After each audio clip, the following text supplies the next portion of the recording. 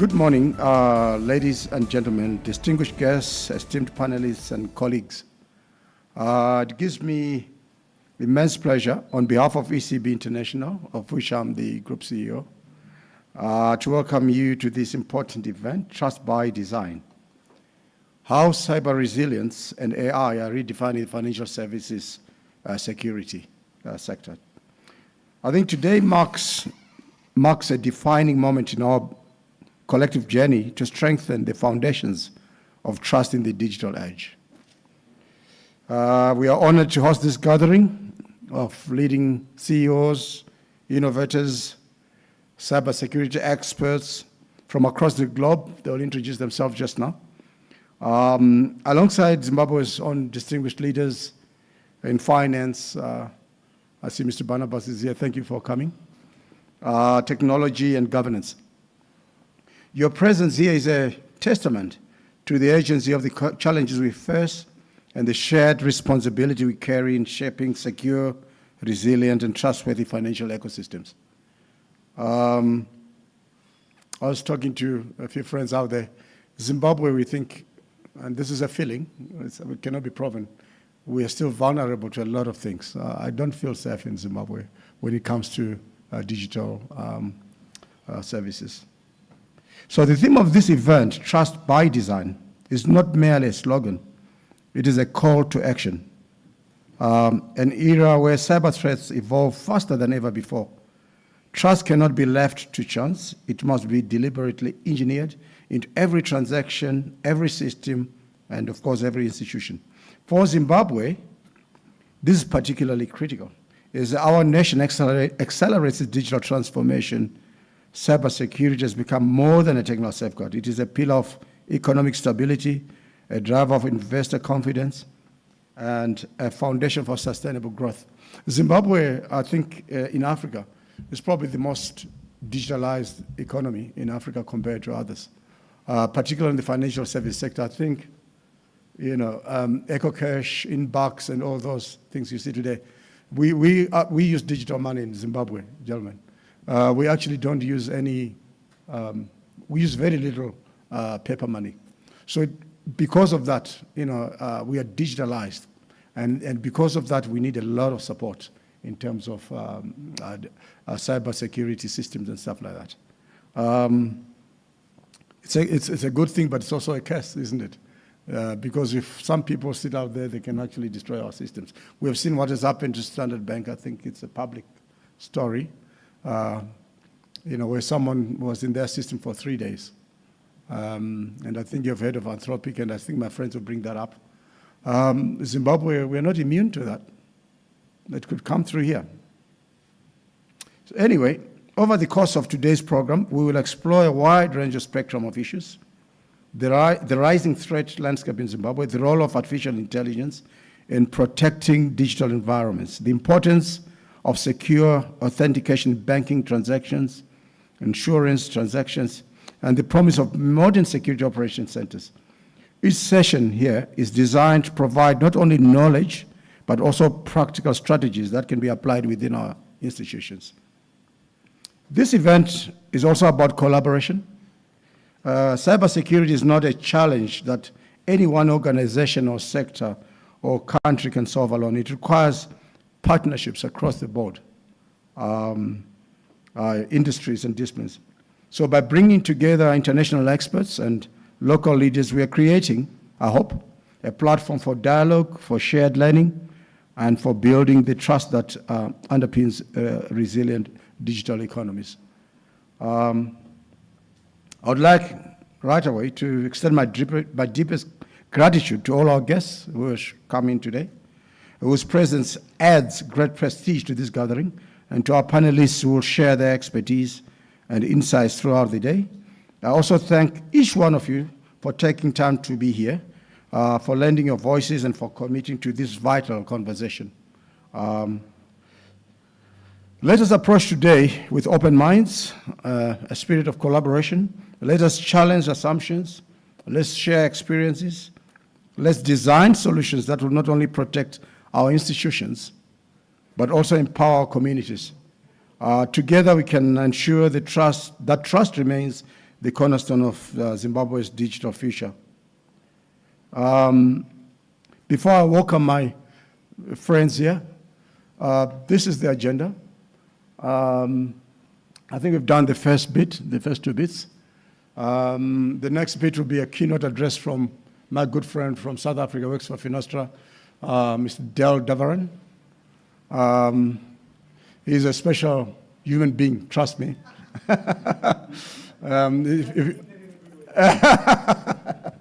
And then, of course, the role of artificial intelligence in protecting digital environments is going to come through from our friend over there. And he will introduce himself when he comes through. He's got a lot of exciting things that he's going to show you. And he will also show you some of the things that are doing out there, which he can share with you that you could use in your organizations. The good thing about this team is that they're not giving you solutions, they're also giving you strategies. They're also giving you ideas on how to reconfigure your cybersecurity strategies and things like this. Then the threats and financial service sector will come through and then we've got SOC service, tea break. And of course, the rising cybersecurity threat landscape in Zimbabwe. This is actually going to come from our cybersecurity expert, Ms. Gamushambaza. She's just finished university.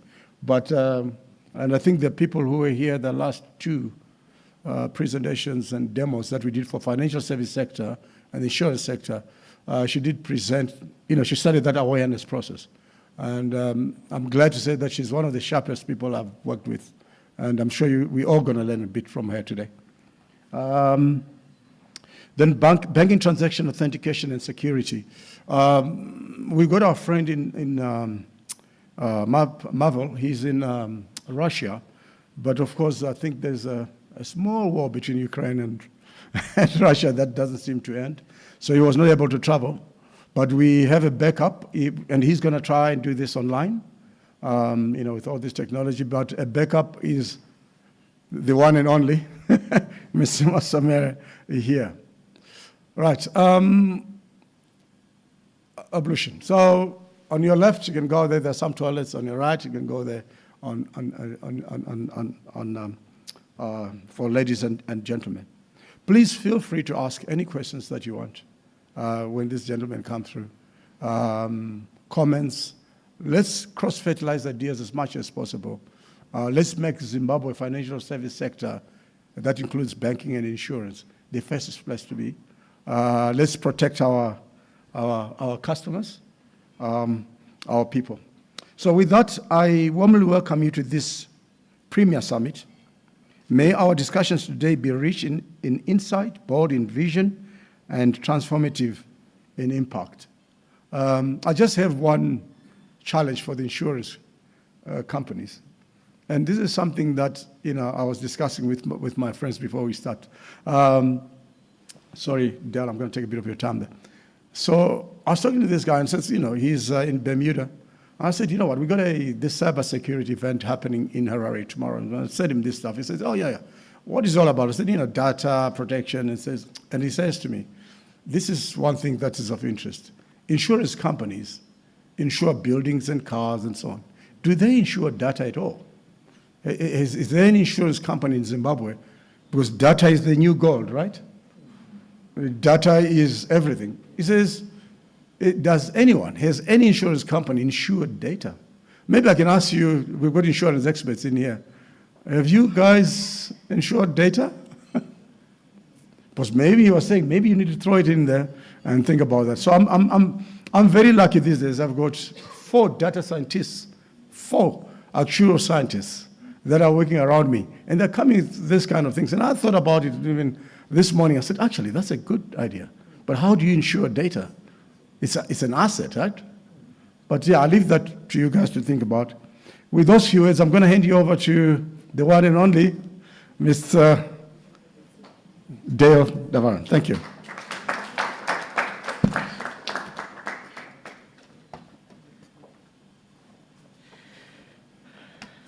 Good morning, everyone. Nice to see some of you again. and nice to see some of you for the first time and meet you. I'm sure we'll get a chance throughout the proceedings.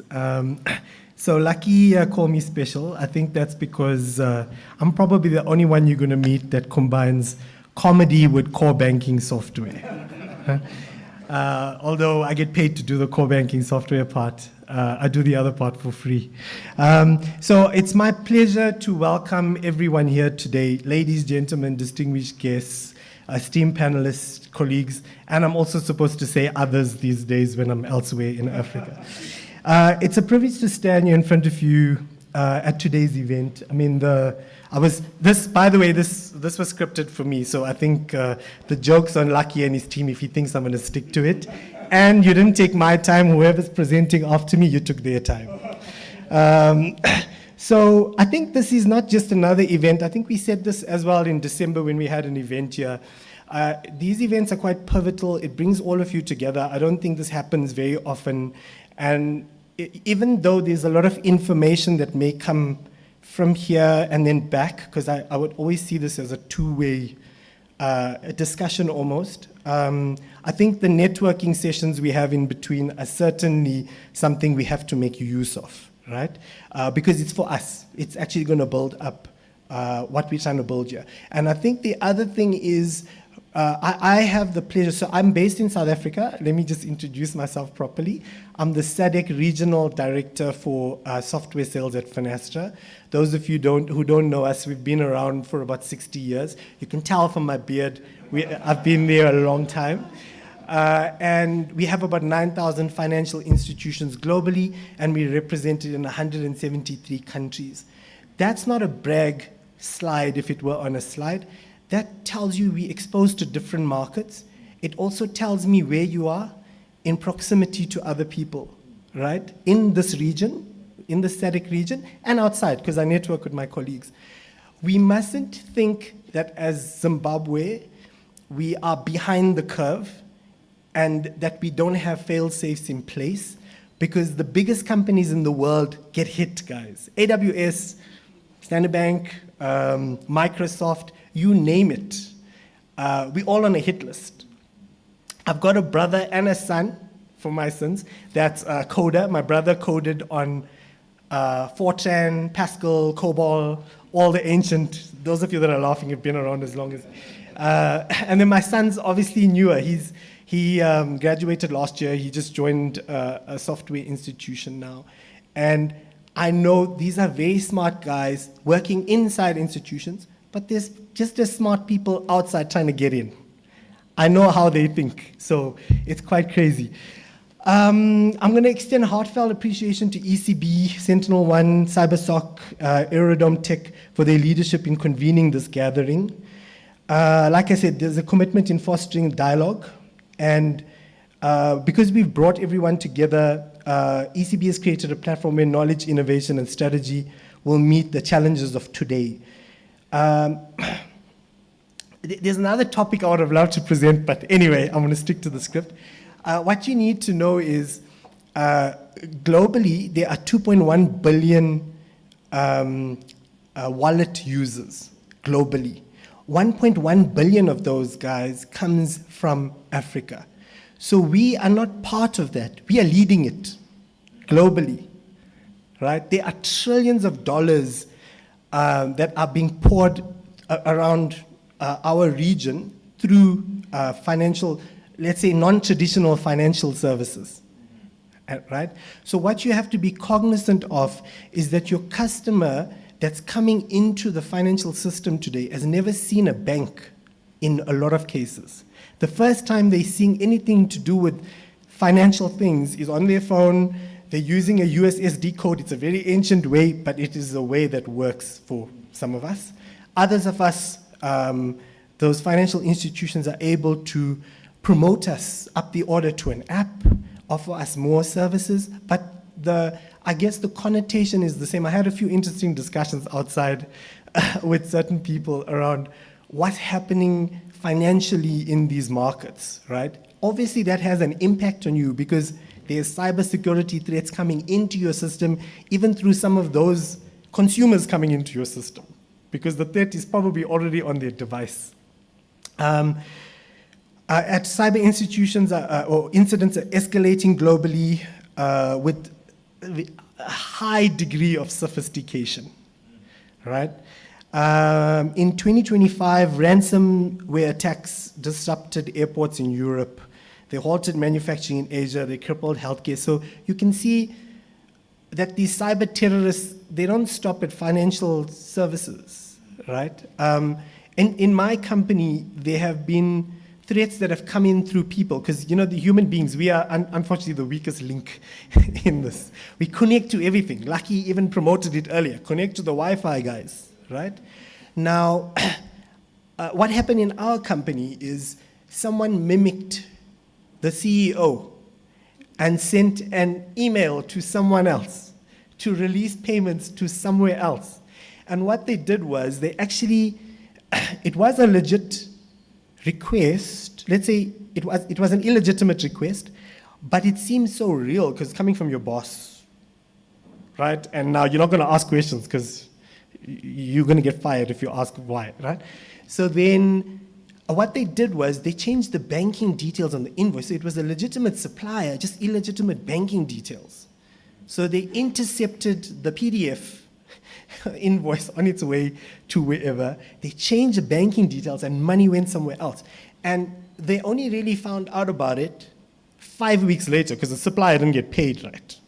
Then he turned off something and then everyone was like, okay, but we paid you. And when we drilled down to it, we realized this is actually what's happened. That is another degree of sophistication. They know us. They are us, right? So they are part of what's happening today, I think, is to get around some of that, to try and understand how we can counter some of this and actually predict what's going to happen. Almost think like a thief, right? Cybercrime is now a global industry projected to cost $10.5 trillion annually by last year. This year, it's obviously more. For us in Zimbabwe, these events carry direct implications. Our banks, insurers, fintechs, you all around the table, mobile money platforms and capital markets are increasingly interconnected with global systems. A breach can escalate into vulnerabilities. So a breach somewhere else can escalate into vulnerabilities here at home, right? The Reserve Bank of Zimbabwe has already emphasized the need for agile, scalable solutions. Following the introduction of the ZiG currency in 2024, there's two sides of that coin, literally, right? Opportunities and risks. Then you've got other countries that are also talking about, I don't see it here in the script, but they're also talking about a central digital currency, right? So all of these digital things are happening all around us. And I think in today's session, we'll kind of unpack some of that. Regionally, the Interpol Africa Cyber Threat Assessment warned that Africa financial institutions are increasingly targeted by organized cybercrime. I'm guessing a lot of you come to South Africa, and it was, I think, my pleasure in my previous life to be, one of my customers was the Secret Service or the National Intelligence Agency. Guys, I sat with those CIOs and some of the leadership, and they could point out in a restaurant somewhere in Bedford View who were the suspicious characters. So I can't imagine that's not happening in Harare, right? And they are legitimized by staying in the areas we live in, all of that. So when you start looking at how much of this is in our society, it's a lot, okay? The implications for your financial industries are profound. We talked about that. I don't think it's reached its peak as yet, but it will, because you've got a whole lot of companies here converging to offer everyone a digital currency, right? And that means vulnerabilities that may exist. Commercial banks face the risk of transaction fraud, reputational damage. Insurance companies hold sensitive data that, if exposed, could undermine trust in the industry. And fintechs and mobile money platforms relied upon by over 80% of Zimbabweans for daily commerce are prime targets for credential theft and ransomware.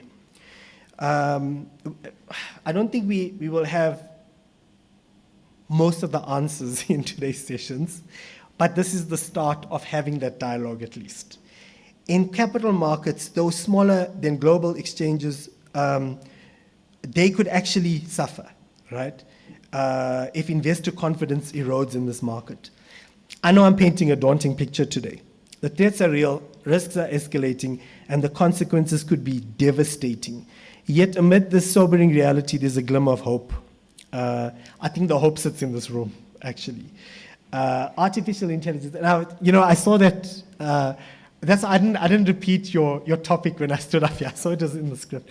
But I'm thinking, in Zimbabwe, while we're using AI to discuss all these nice, clever things, we've got the president of the US superimposing himself as Jesus and sending it out on a meme, right? So we are using this. I think we're trying to make use of AI in ways that they've never before been used. I think that is the key to us.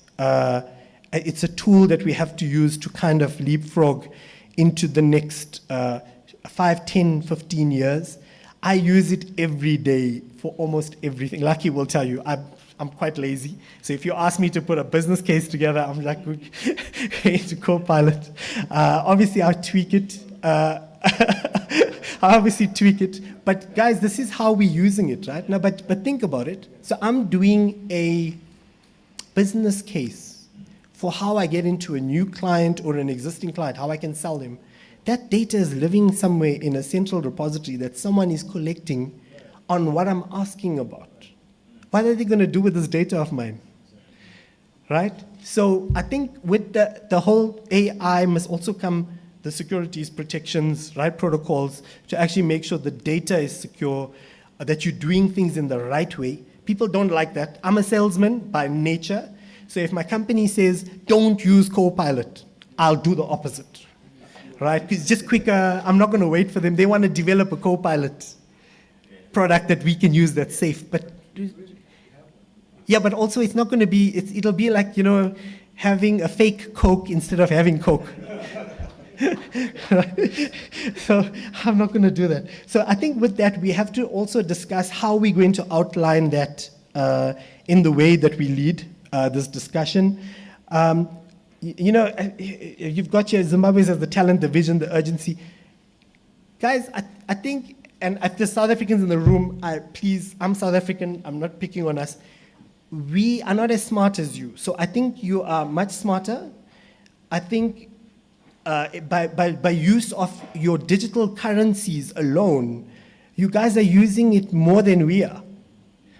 That tells you that your people are more technically and I think financially savvy than we are.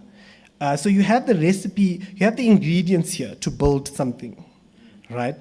By collaborating with global experts, investing in resilient systems, and fostering a culture of trust, you can ensure that the financial sector not only survives but thrives in this age. Because you want to protect people, but you also want them to do what they're doing, digitally. And that's going to increase, right? Because I'm sitting next to our insurance colleagues there. I was talking to our insurance colleagues, and I'm sitting next to someone. But I think some of the issues that stem around this is how do we encourage people to use more digital applications to do their financial undertakings, but also make sure they do it in a safe way, and that we can pick on things almost in near real time, right? So let's approach today with resolve. Let's acknowledge the gravity of the threats. And I think the future of your financial security here is starting with this discussion. And that's it from me. I've taken out my 15 minutes. Thanks, everybody. I had a few more jokes, but I'm going to leave it for you. So the next speaker is this gentleman here. I'm not going to say his name because I can't pronounce it. But he's special. I think you're going to find a lot of stuff that you can use from him. And Dale, thank you very much for the keynote address. Up to you. Thank you. Over to you. Thank you very much. Woo. You good there? Yeah, I'm good. Fantastic. Good morning, everybody. Good morning. How's everybody doing this morning? Are you afraid? You don't need to be. Trust me, you don't need to be. We've got you well and truly covered. Okay, so My name is Eben Kotti.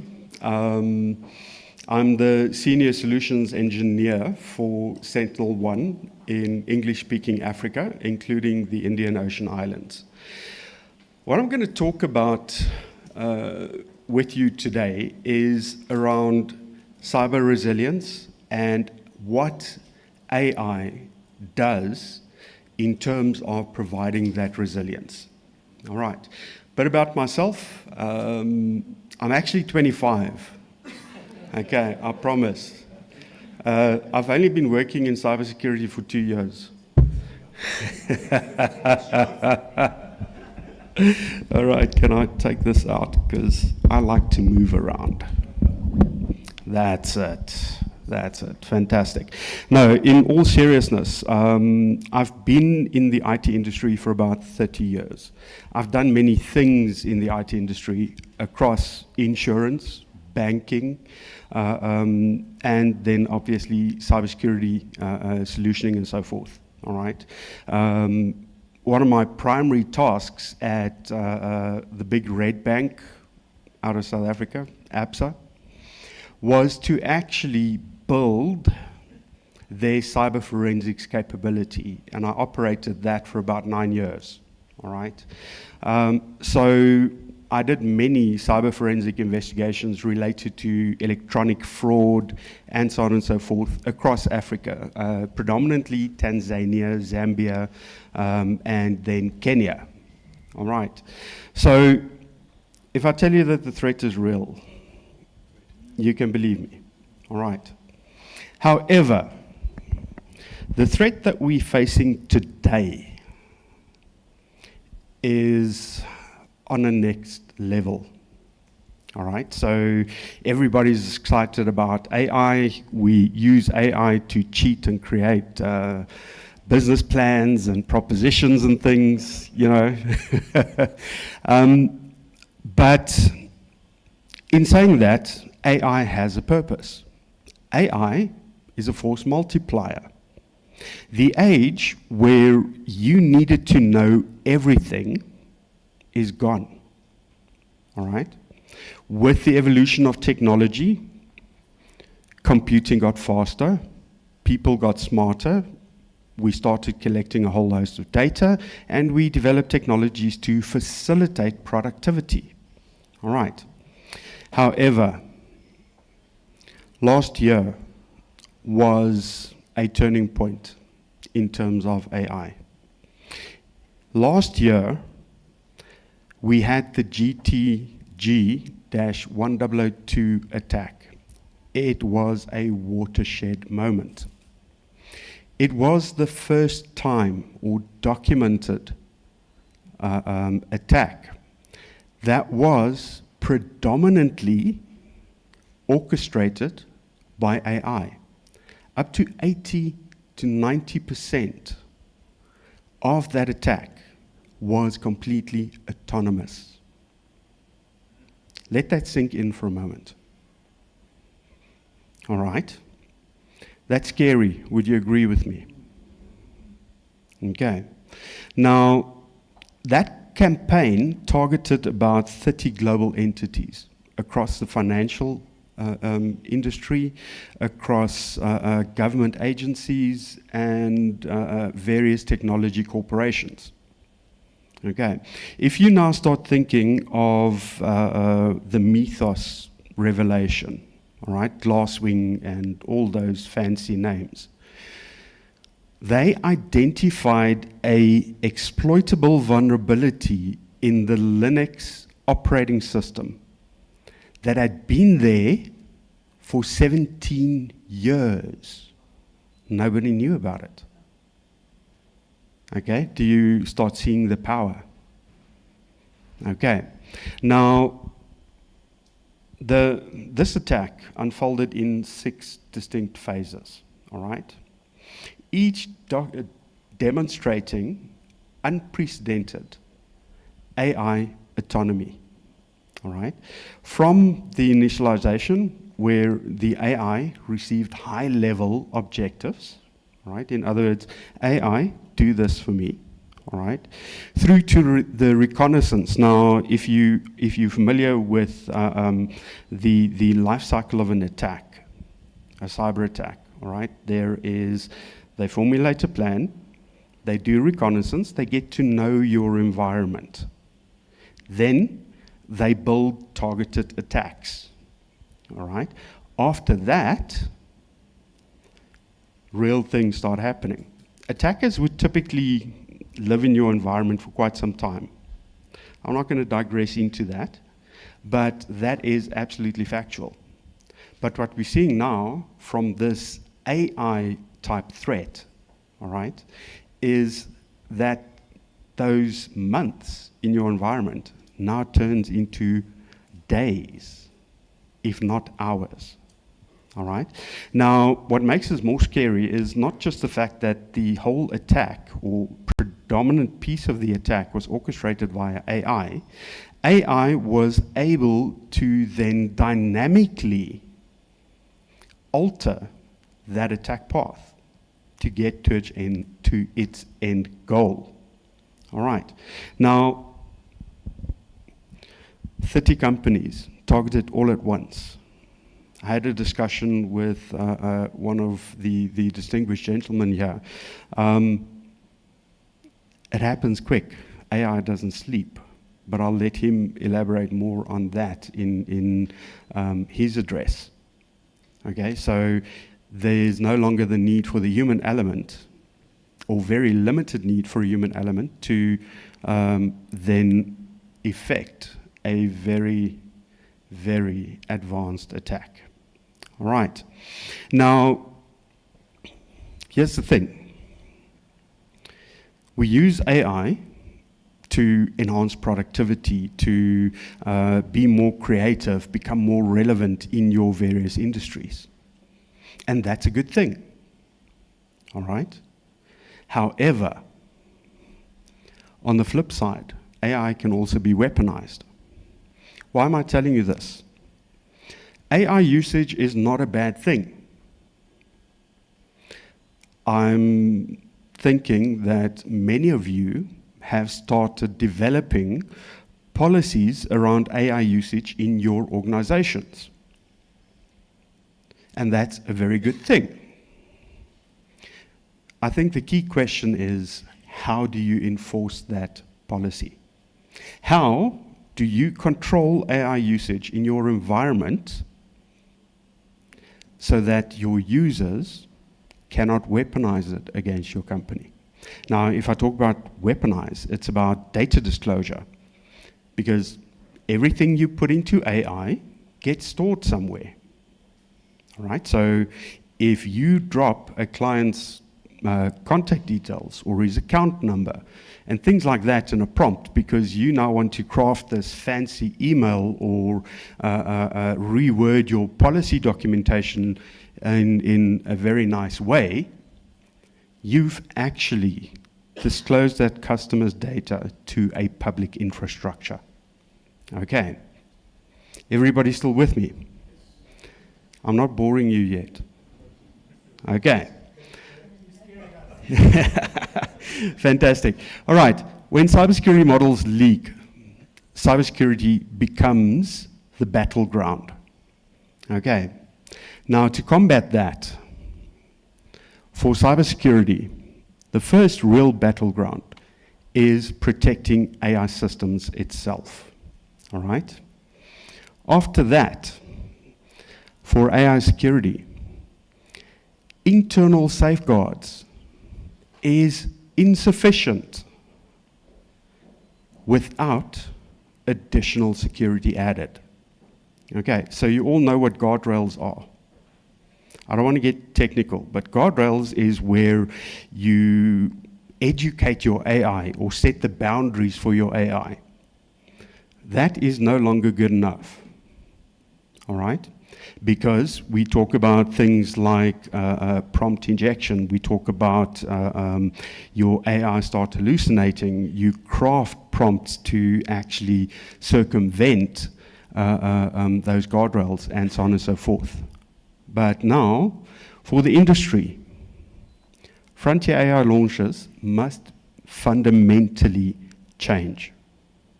In other words, we need to consider the risk, the impact, the security around AI usage. All right.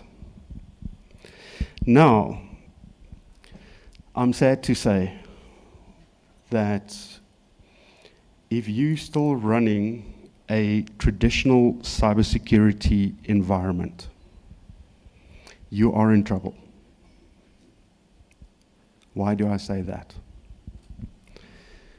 Fact of the matter is, a lot of cybersecurity practices is built around manual work, manual processes. If you are running an antivirus, I'm not going to name names, and that antivirus is signature-based, you're dead in the water. I'm sorry if I'm offending you, it's just a fact. Because with a signature-based system, you depending on somebody else getting breached and the vendor then producing a signature to combat that. All right? That signature still needs to be deployed in your environment. If you don't have the latest signature, you have inherent risk exposure in your environment. Okay? You're in the financial industries, insurance industries. Managing risk is what you do. If you are not managing your risk exposures, let's say I want to lend Lucky $100 million. I'm not just going to give it to him. I'm going to do a risk assessment across him. What is his financial position? Is he able to provide guarantees? That's managing risk. The principle stays the same in cybersecurity. All right, your IT systems, if they're vulnerable, you're exposing your organization to risk. You cannot safely transact. If that gets breached, you're talking about reputational risk, you've got data leakage, it may be financial impact, and so forth. Okay. Now, cybersecurity, in a traditional sense, it's a lot of manual workflows. If we start dealing with attacks at machine scale or at large scale, like using AI, that's going to fall flat very quickly. Data overload. Have you got any idea of how much data your organizations are producing? Now, I'm going to focus on the cyber-related data. You've got perimeter firewalls and a whole host of application logs and. That's a lot of data. In order to detect a threat, those logs need to be investigated. Now, the volumes of data that we're producing is just overburdensome. A normal human can no longer process all of that data and make decisions. Teams are stretched beyond their capacity. Okay, that's why I said I'm actually 25. I've been in cybersecurity for 2 years. Burnout, alert fatigue, all of those things are real challenges when you're looking at security operations. All right? Because people deal with so many things all of a sudden, they're going to miss something that exposes a risk. Fragmented tools. So, I am willing to bet top dollar that you guys have some of the best tooling in the business. However, it's one thing having the most exquisite firewall technology. It's one thing to have the best email security platform. It's one thing to have the best data loss prevention platform.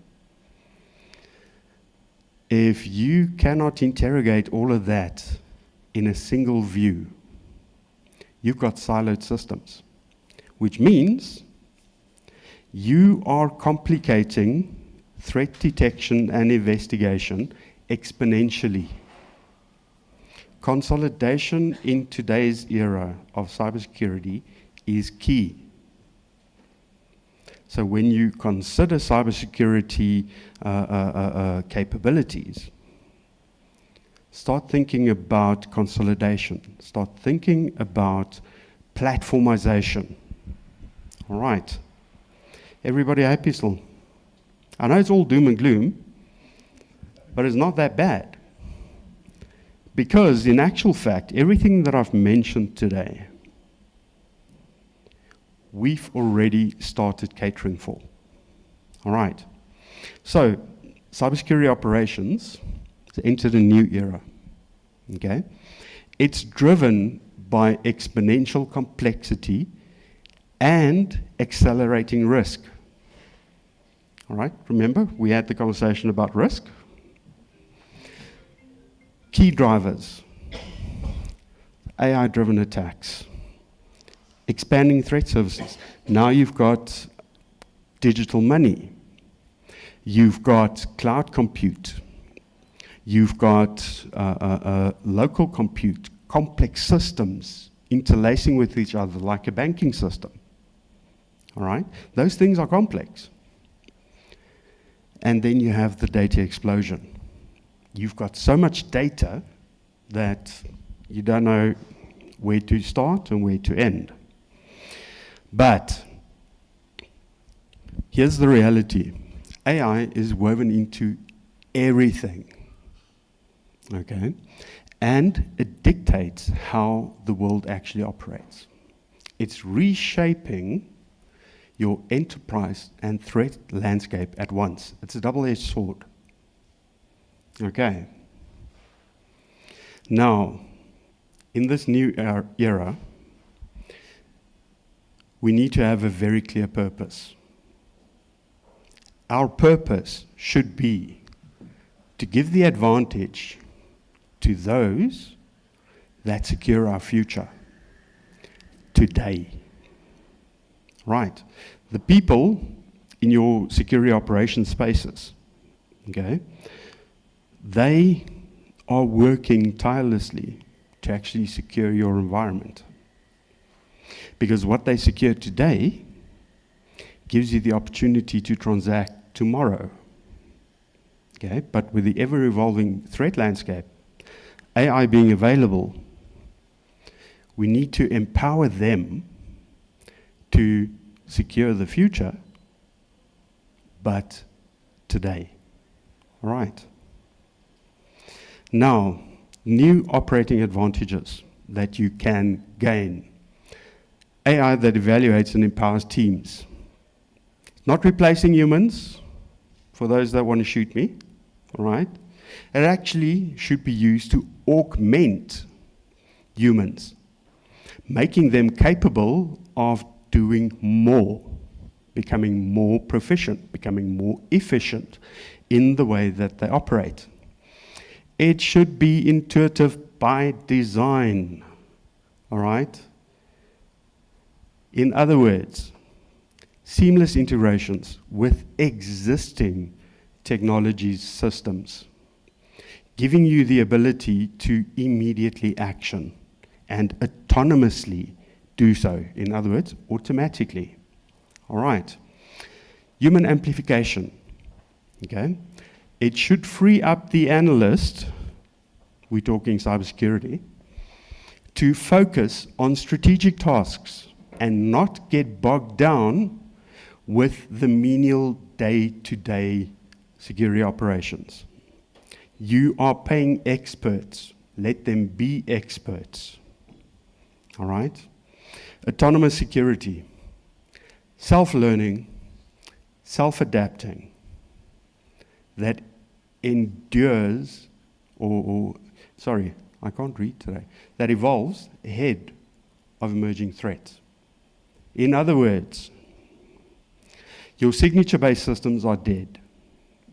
What you need to start considering, and seriously so, is cyber defense that is based on AI and machine learning capabilities, giving you the opportunity to defend in real time at machine speed.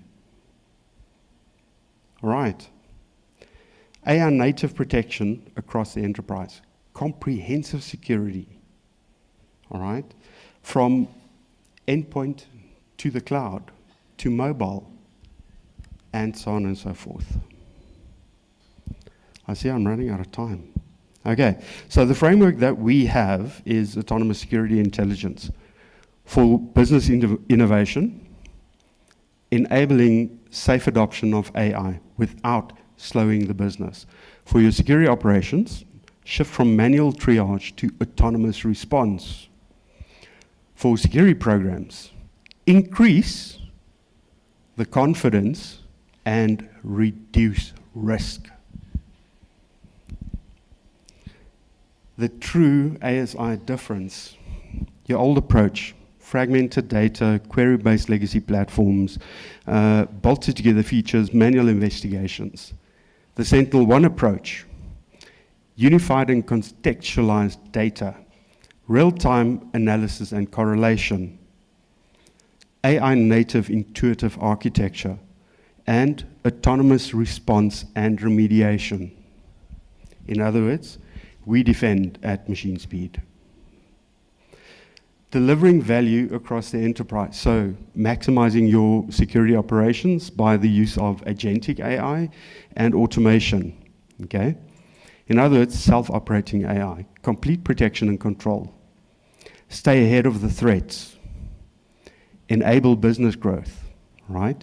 With AI security being built in, made part of the security lifecycle. Defending against AI-orchestrated cyber attacks. So we talked about that Anthropic attack. What we propose is a unified platform architecture. Agentic AI defense. In other words, AI running on the actual surface. All right. Autonomous response. Automatically have the capability of defending against those attacks. And behavioral analysis. All right, why is behavioral analysis so important? Attackers no longer follow a single recipe. They are able to adapt very quickly. So, we look at the behaviors that constitute an attack and defend against that. So it's not just AI, it's the behavioral element associated with it also. Okay, so I'm finishing up here. I talked about platform, I talked about consolidation. From a Sentinel-1 perspective, what does that actually mean? All right. From our Singularity platform, we can offer comprehensive visibility. In other words, we can ingest all your data, giving you a single pane experience to evaluate your data. No more siloed data. Less administrative overhead. It's not complicated. We keep it as simple as possible, but as effective as possible. Faster remediations. We can autonomously remediate threats. We're going to detect all threats. Doesn't mean that we have coverage to protect against everything. I'll be lying to you if I stood here today and said that we've got 100% coverage. I'm not a liar, right? Sometimes we are going to fail. However, we are there to work with you in those circumstances to get the best outcome for you with the least interruption. Reduce attack surface through vulnerability management. In other words, know what vulnerabilities or risk exposures you have in your environment so that you can address them in a timely fashion. Autonomous response we've covered, and scaling at enterprise level, all right? All of that goes into a single data plane or a data lake. We run one agent. In other words, we free up resources on your computing environments so that you can get more out of them. But that gives us the ability to give you data protection, cloud protection, mobile protection, identity protection, endpoint protection, and most importantly, AI protection. So, what I'm asking of you today to seriously consider is a safer future for humanity. Because what we are able to secure today gives us the edge tomorrow. It's not just about you and me and the risks that you're facing today. What we are defining and protecting against is our children and their children's futures. In identifying risk, having the ability to autonomously remediate and protect against AI-driven attacks, which are escalating, running at machine speed. Thank you very much for listening to me. I do hope that you found this insightful. Very, very happy to take questions in the break. And it's an honor to be here. Thank you very much.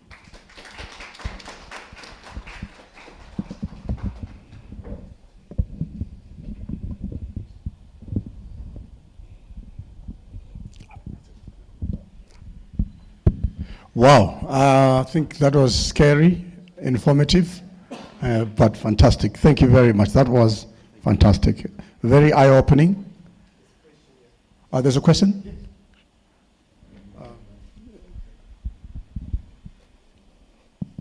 Thank you very much for an insightful presentation. I just wanted to find out, just for interest's sake, for the 30 banks that had an attack, I didn't get to hear what then happened. How was it resolved? Okay. Thank you. So obviously, the reason why this is so widely publicized is because the attack was extremely successful. The impact of those breaches, and it wasn't just the financial sector, it was government agencies and so forth as well, was data exfiltration. It had financial impact in fraud, reputational damage, and so on and so forth. From a government agency perspective, you could just imagine data exfiltration in those environments, denial of service of key systems like regulatory systems and things like that. It has a real impact in the world that we live today. People often underestimate the value of data. Data is so powerful and so valuable. I want to pose a question to this forum. Have you taken the time or the initiative to actually go and look at what data you have? Okay, now I'm talking about customer data and establish the true value, monetary value, risk value, if that data was to be exfiltrated from your organization. Because I can guarantee you, when you do that equation, understand the risk and quantify it to a monetary value, you will understand why we are so serious about cybersecurity and the risks that it poses. Thank you. Does that answer your question, ma'am? Okay. Happy? Okay. Thank you. Yes, sir. Sir, ma'am, sorry. Yes, ma'am. Yes. No, sorry, I was... Are organizations now able to actually quantify the value of their data in monetary terms? Firstly, is it now sitting on the balance sheet with regards the value of that data? And I also then wanted to just find out on that particular attack. Had insurance companies, was there cyber insurance cover on that, and were they able to pay out, and to what Okay, extent? that's very good questions. So, in terms of a formula to actually value your data, that is very much going to depend on yourself. All right? Let's look at it from this perspective. I've got Mr. Lucky with a very healthy balance sheet. If I was to, if his data was to expose from my data set, and he decides to leave your financial organization, what impact does that have in your financial organization? Okay, that would be an example of quantifying that data. Think of it in terms of regulatory penalties and fines for a data breach. Okay. Then cyber insurance. I don't have that information. Okay, but I can only imagine the implications, and the underwriter of those policies are going to cry. Okay, did I answer all your questions? Did I miss one? Fantastic. Okay, you had a question as well, ma'am? And sorry for stealing the next speaker's time. Okay, so mine was just speaking from experience. We lost data, so just to confirm that what you're saying is actually factual. We were down for like 2 weeks.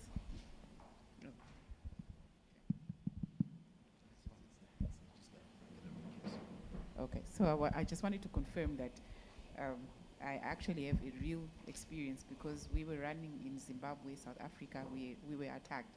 We were down for 2 weeks, but the quantity of, to quantify the loss, it was in excess of $1 billion over those 2 weeks. So we are starting up. What advice would you give to a startup in terms of data protection and security? What measures should be put in place? Okay, that's a very good question, and I'm going to borrow some of my past experiences in answering this. So, first of all, know your data. Okay, what data are you actually storing? What's the data classification? All right, is it company confidential? Is it internal only? You know, because not all data has the same monetary value. The second piece to that is understanding what a regulatory framework regulates that data, because the regulatory framework should give you guidance as to protection and disclosure. All right? Secondly, understand what security measures you have in place across those data stores. Then let's say that data is stored in a database. Who's got access to that database? Are you auditing the queries that they're running? If you have an administrator, are you following a strict change control policy for them to access the data? Because a lot of people think that if you are a database administrator, you should have carte blanche access to the data. No. You administer the database. In other words, you make sure that that database is available when it is needed. You don't need to look at the data. If there is a data change, has the proper testing and so on and so forth taken place, and then a change control logged with just-in-time access for that database administrator to access and modify that data. All right. Now, start thinking about how do I gain access to that data, right? It's a database, so I can run a query, I can copy the database file, I can access it via an application. Does my application have vulnerabilities? Do I have proper identity access management in place? Am I protecting my identities? There's so many variables to it. At the end of the day, you need to evaluate the risk of losing that data to your organization and then define a roadmap to properly mitigate that risk. You're in the financial industries. Risk is part of what you do. There is a certain amount of risk acceptance in what you do. You can chuck millions of dollars towards protecting that data, okay? Unless you understand what value that data has to your organization, you cannot quantify the cybersecurity spend to actually protect that data. Does that answer your question, Matt? And thank you very much for your input around your experience with data loss. Okay. Any more questions? Or am I running away? Thank you very much, everybody. Oh, no, that was very good and very good questions you asked there. I must point out that we have an entity here that's that's setting up 3 business lines, digital only. There's not going to be any human intervention, and I'm glad to be part of that team that is actually doing that. So this is obviously pertinent. This is very, something that you have to look at, and she happens to be one of the people that's working on it. So that was a great presentation, my friend. So I think we're now going to hand you over to Mr. Masumere. He's going to talk through cyber threats in the financial service sector. He had 15 minutes, now he has 2 minutes. But no, I'm kidding.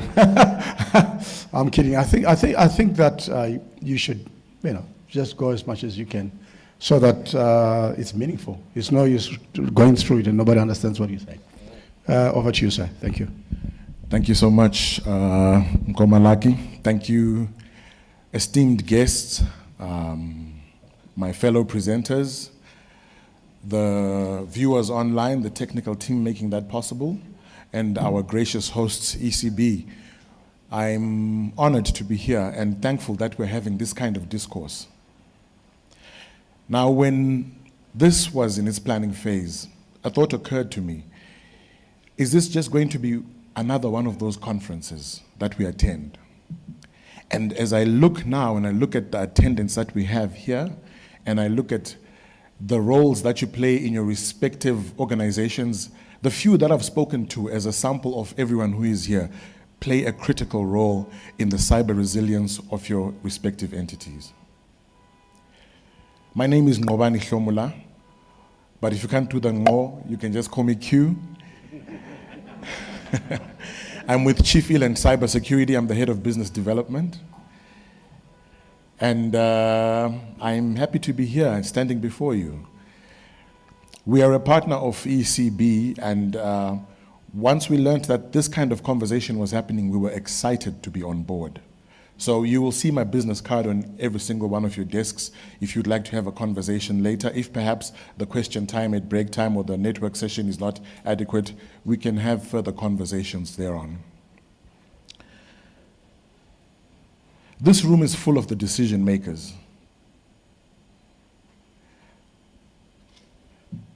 And the central bank may be a regulator, but they can't force you to collaborate.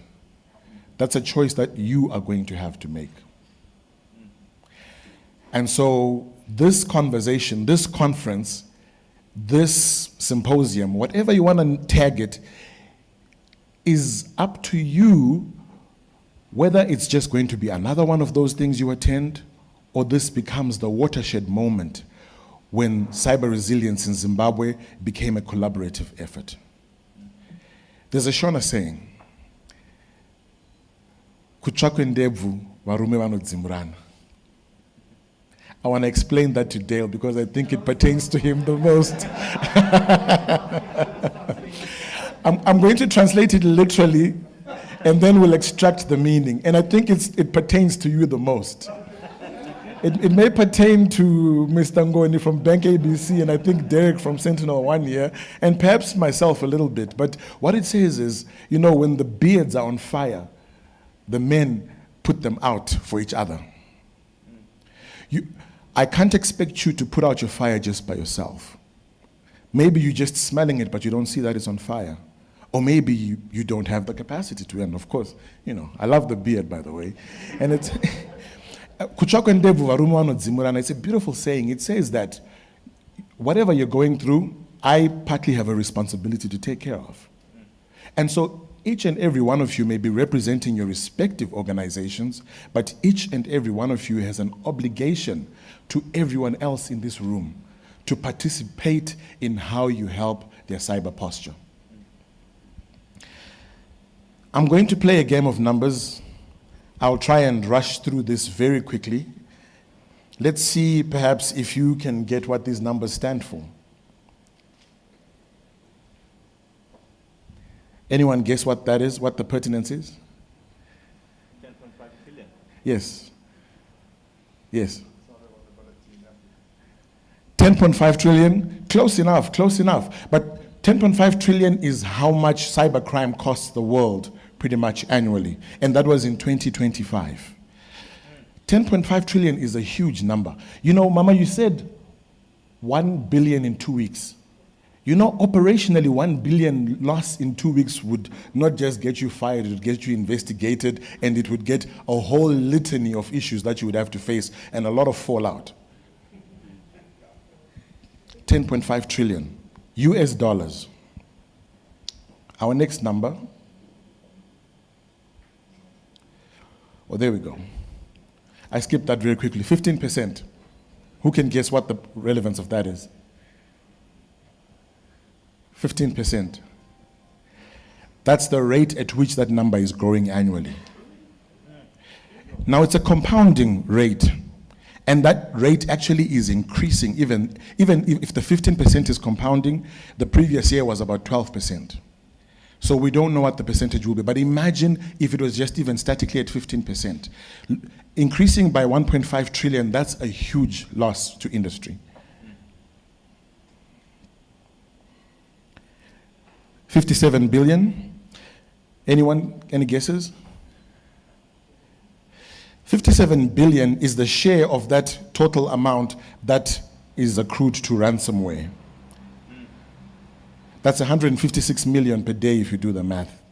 That means that in the hour or two that we've been here, a couple of tens of millions have been lost to ransomware. Ransomware alone. 40%? Any guesses? This one is a clincher. 40%. I'll give you a clue even. Umuntu, ubuntu, abantu. Yes, that's it. 40% of all ransomware attacks are targeted at Africa. Even though Africa is not the most digitally progressed region of the world. But you find 40% of the attacks are here. So obviously they found a point of vulnerability, and that's where a lot of their efforts are going. 40% of the world's major ransomware attacks are now directed at African organizations, a continent that holds a fraction of the global digital infrastructure. Here's a number. 6,330. Number of organizations targeted. Yes. So between January and September 2025, 6,330 ransomware cases surfaced on the dark web. 6,330, and you know 40% of those are in Africa. And that's 47% up from 2024, by the way. 3,153 other African organizations that absorb cyber attacks per week. So these include the ones that are not successful. Throughout Africa, you have over 3,000 attacks weekly. Now, who's familiar with this term? Yes, exactly. Ransomware as a service. We're used to SOC as a service, we're used to other terms that we use, but ransomware has become a service. Ransomware has stopped being a niche criminal activity. It is now an industry complete with developers, affiliates, customers, support desks, and revenue sharing agreements. Now, if that doesn't sound like organized crime, I don't know what does. The model is called ransomware as a service, and it works roughly the way a franchise works. A developer builds and maintains an attack software. An affiliate who might have zero technical background rents it, finds a target, deploys, and collects. The affiliate typically walks away with between 60 and 80% of whatever ransom is paid. Here's my last number. We'll speak, if we speak of other numbers, it'll be with other things on the screen, but 1,500, or maybe my penultimate number, 1,500.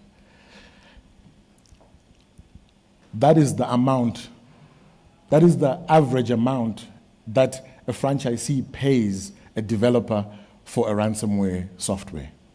How low is that? So essentially the barrier to entry for ransomware has essentially disappeared. You don't need to know malicious code. You just need to know how to buy a stolen login credential on the dark web marketplace, and it'll cost you as little as $1,500. And if you do the math, the average return on ransomware is $5 million. 1,500 and anonymity of the dark web, plus the 5 million that you have, and a very disjointed response in an industry. You can see why it becomes attractive to attack a sector. Sorry guys, I'm leaving. I'm in the wrong industry. Now let's come back home. Zimbabwe barely appears on the ransomware data sets. Why is that? It's got nothing to do with low incidents. It reflects the reality that most incidents go unreported, either because the firms are not required to disclose them, or there's a lack of capacity to detect them, or simply they choose to stay quiet about it, manage their reputational risk.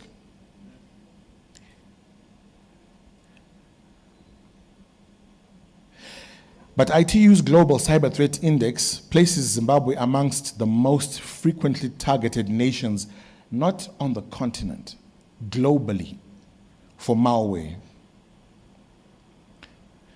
The minister herself has spoken about this. She's spoken about organizations that have been attacked. The sharpest vulnerability in Zimbabwe sits in mobile money. This is not a peripheral concern.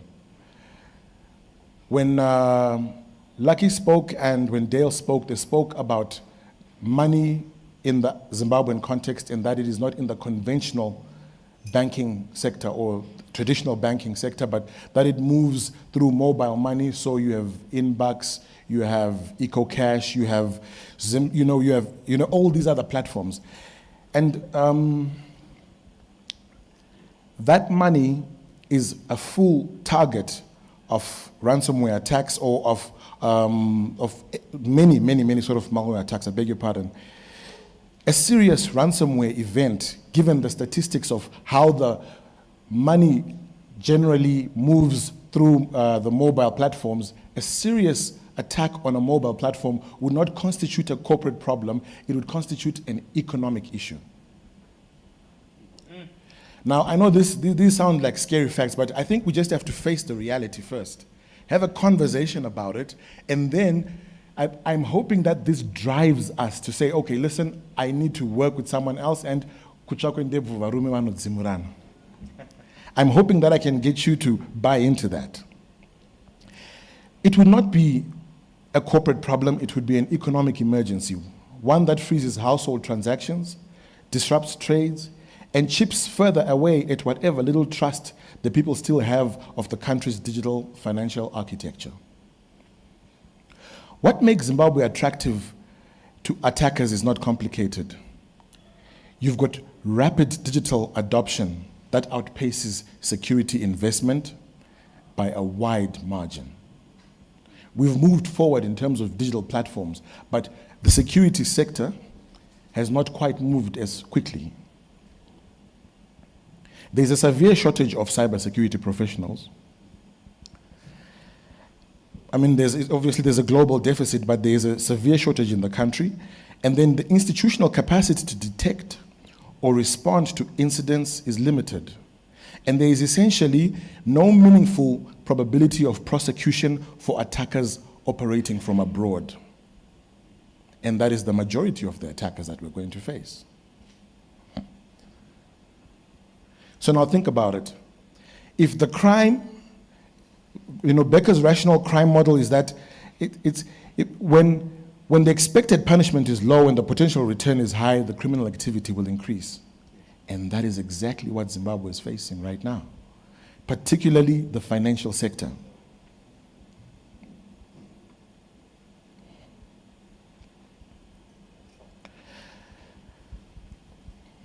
I heard someone speaking of central bank digital currencies, and I remember watching the CBDC tracker about 2 years ago, and the ZiG appeared there along with the e-Naira.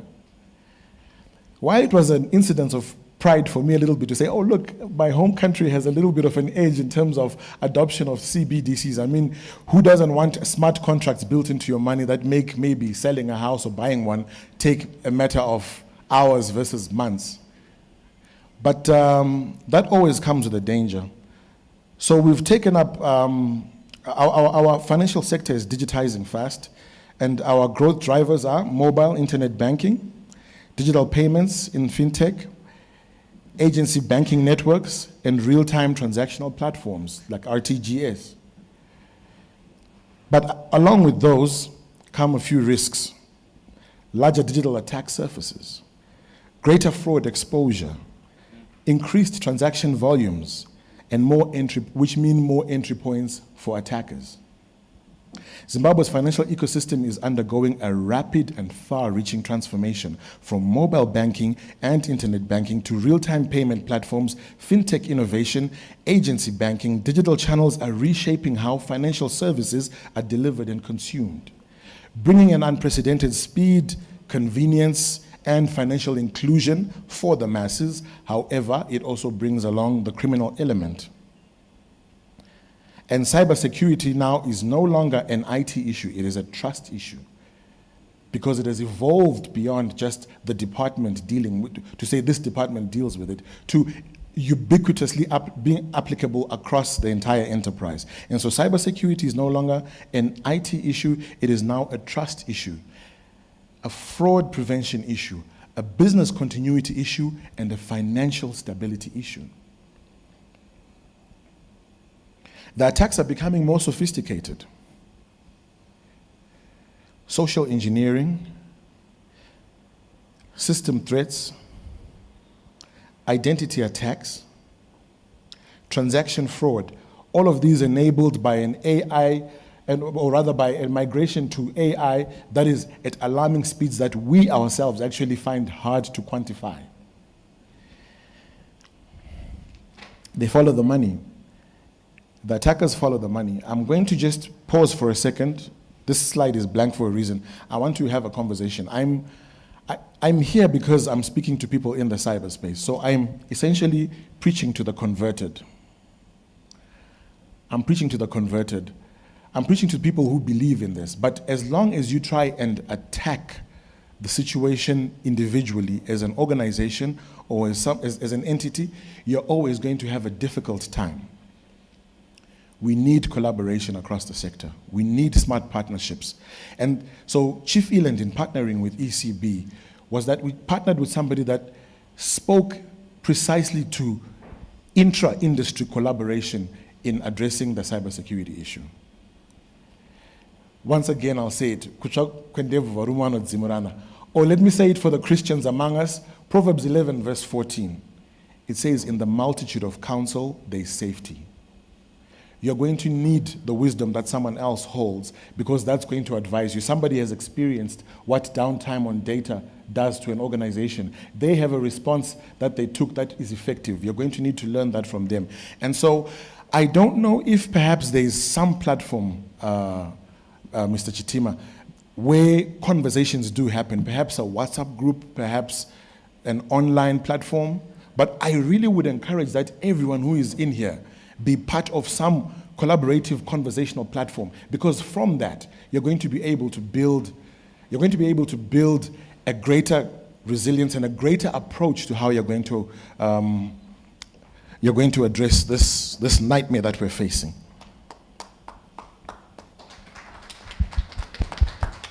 Thank you. So Chief Eland and ECB is a partnership built for Zimbabwe's financial sector. As I said, I'm from Chief Eland Cybersecurity. We offer threat detection and response services, email and phishing protection, AI-enhanced security, transaction security, identity and access management security, awareness and executive training. But I want to say we may have controls that speak to these, but we have partners who develop these controls, and they develop them at such a speedy rate because, well, I suppose AI is also involved, but because they listen. I don't want to maybe put out names, but we essentially we came with Sentinel-1, and one of our partners had a question, and Sentinel-1 were there to actually go and address the issue on site. That's the sort of conversation that I believe we should be having more and more. A partnership that goes beyond just the industry. You're not clients, you're stakeholders in FinSec security. And so that means that Sentinel-1 is not a supplier, they're a fellow stakeholder. I beg your pardon.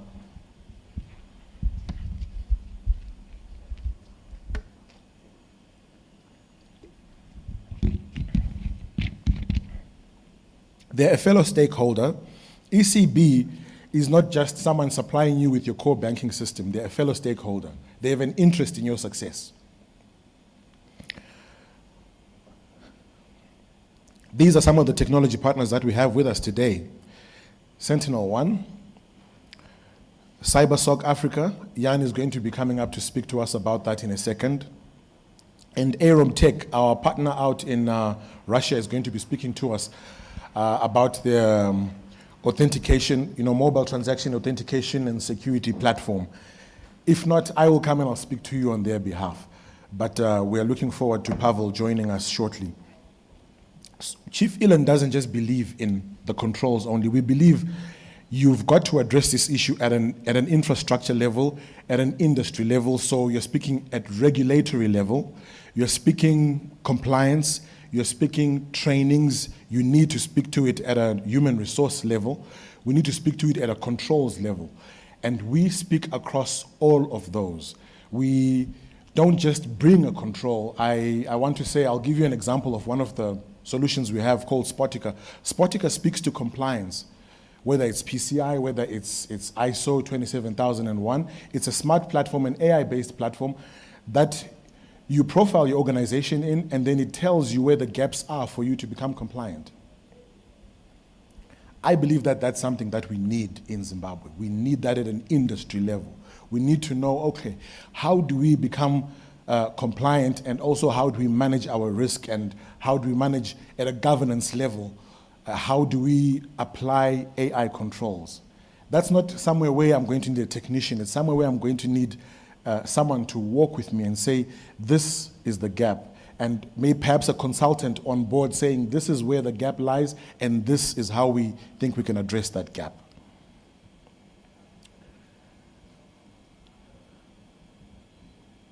So once more, XDR, Security Operations Centers in partnership with CyberSOC, Threat Intelligence and Risk Visibility, Data Protection and DLP, Data Loss Prevention, Identity and Privilege Access Management, Email and Transaction Security.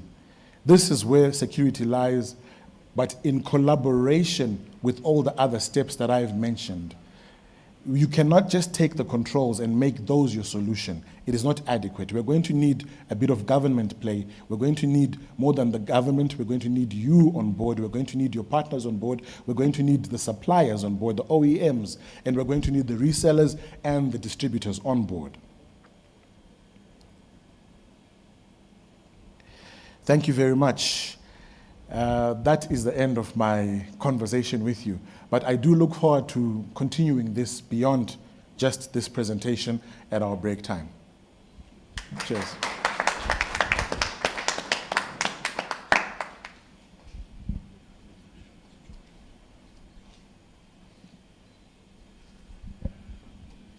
There you have it, Mr. Masomere.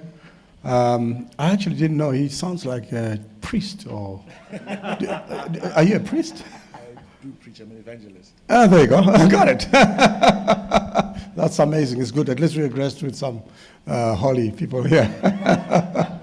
All right. I think he picked up on a lot of pertinent issues for Zimbabwe.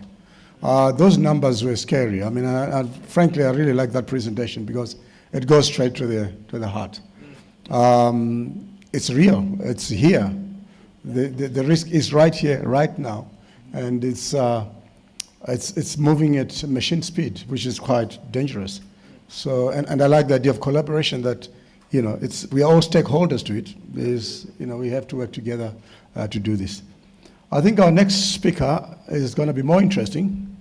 Okay, it's going to come up with something called Soccer as a Service. So I'm not going to steal his thunder. So I'm just going to hand over to him very quickly, and he will introduce himself. Thank you. Good morning, everyone. I was just thinking to myself before I came up, it's really difficult to come after a speaker that is so proficient as Q here. It really gives me like butterflies. I don't know, will I be amplifying his message, or will I be sort of dying down in the corner? So, can you project my slides? So I just want to introduce myself. My name is Jean van Wyk. I'm from CyberSoc. I'm the general manager. I'm here together today with my pristine colleague, Buki Oyeseku. She's our Chief Operating Officer, and she joined me here because we are actually here for a very specific reason, and it ties very well into this discussion. So I first want to just quickly give a round of applause and just a word of thanks to all the organizers, Q, you guys, together with Chief Airline, Sentinel One, ECB, everyone. It is really great. I was sitting there and I was actually thinking about Evan's presentation, and I got goosebumps because what you said earlier is so important. We need to be able to partner in order to build the posture that Zimbabwe needs. It's growing at a speed that I don't think even Zimbabweans understand or can comprehend. And that, together with the right security or cybersecurity frameworks and posture, that's what we need to build together. It's not just one or ECB or Sentinel One or CyberSoc one at a time. It's all of us, because this is an effort that we need to use, to collaborate in order to build the structure that this country needs. So I'm going to kick off. I don't have as many nice bullet points as Q has. Just a question. It's not when, or it's not if, it's a when. Cybersecurity is extremely important to organizations. In the BFSI sector, it is almost imperative to have a frequently developed and continuously improved plan. Otherwise, you are falling behind. As Evan said, these AI threat actors are literally 24/7 designing code to attack your surface. They are not thinking about how they're going to spend their weekends. They are literally thinking about what is the next step that I can infiltrate into my AI agent that can penetrate a framework, an asset, a database, a company, an organization, a country, to try and steal as much money as I can for myself. Okay, so to set the framework, I hope you're all extremely scared. I think between Eben and Q, they have put enough fear into you, so I don't really have to do too much. So just a few facts. I'm going to amplify on what Q said. Zimbabwe is number 3 rated most attacked country in the world. So globally, according to Checkpoint 2024 data, Zimbabwe is number 3 globally, not on the continent, globally. This is scary if you think about what is possible. What can these guys really, really do? Okay, there's already been confirmed infiltration into the physical banking infrastructure in Zimbabwe. Okay? The regulator, the Reserve Bank of Zimbabwe, are literally taking accountability into their own hands, and they are making boards of these companies, of these banking institutions. They are holding them accountable for this. Why is this happening? Because someone at the top needs to understand the risk that we all carry. Cybersecurity is no longer a choice, it is imperative. You cannot take risks, you cannot try and save the bank. You need to invest It needs to be part of your strategy. It needs to be part of your budget. If it's not, you are falling behind, and you need to let your CFO know. He needs to phone me immediately. I was born an accountant, and I grew into a CFO, and I was the one saying no to certain budgets. And I realized when I entered the cybersecurity landscape that there needs to be a change at a CFO level. The mindset of saving yourself into profitability is not efficient. You need to protect the assets that is most vulnerable. Data is money. If you lose your data, you can lose millions, billions. You have business continuity issues. You have reputational damage. It becomes a massive problem, not just financial. So what is changing at the moment? The landscape is changing on an hourly basis. With AI, with the speed at what this thing is moving, we cannot comprehend what would be the threat of tomorrow. We can only think it's ransomware at the moment. Tomorrow it can be something completely different. But we need to be ready, prepared, and we need to collaborate as leaders and experts in the industry so that we know what is coming. We can prepare ourselves if we stand together. If you want to do it on your own, I'm very sorry, you're going to take twice as long. Twice as long. We need to build posture. This will come from regulators, but we need to understand that it's not just a you and I situation. This is a we. We need to build this together. And then obviously, I don't know if anyone has thought about the news that came out recently, especially in Nigeria. If there is a breach and you are not disclosing, who is really at risk? Is it just your own reputation? Is it your 1,000, 10,000, 1 million customers? Is it all of their data? Is it their families? Who are you actually putting at risk? It's not just your own organization. It's not just your own status or your own reputation. It's everything out there. You, we, all of us need to understand that if there is a breach, it needs to be addressed. There needs to be a disclosure element in all of our policies. That would create transparency, and that would help others to assist in isolation. Okay, so we are all experts here. I'm not going to go into what is a SOC, what do we do, how a SOC operates, but all of us know and all of us have technology and tooling in place. SIEMs, EDRs, all of the different things. We've got firewalls, we've got NACs and NOCs and all of the things set up. But they all, as Eben said earlier, run in isolation. They are siloed, they don't speak to each other, and you don't have engineers and analysts looking and improving the systems that talk, or the portals, or the applications that cover or that blanket all of these different silos. So what we need to think about is what is the service, or what is the portal, or the application, or the element of training that we have to incorporate to make the connection. The connection is severe because if you are letting your analyst loose on different technologies without a very clear strategy, you are losing the battle already.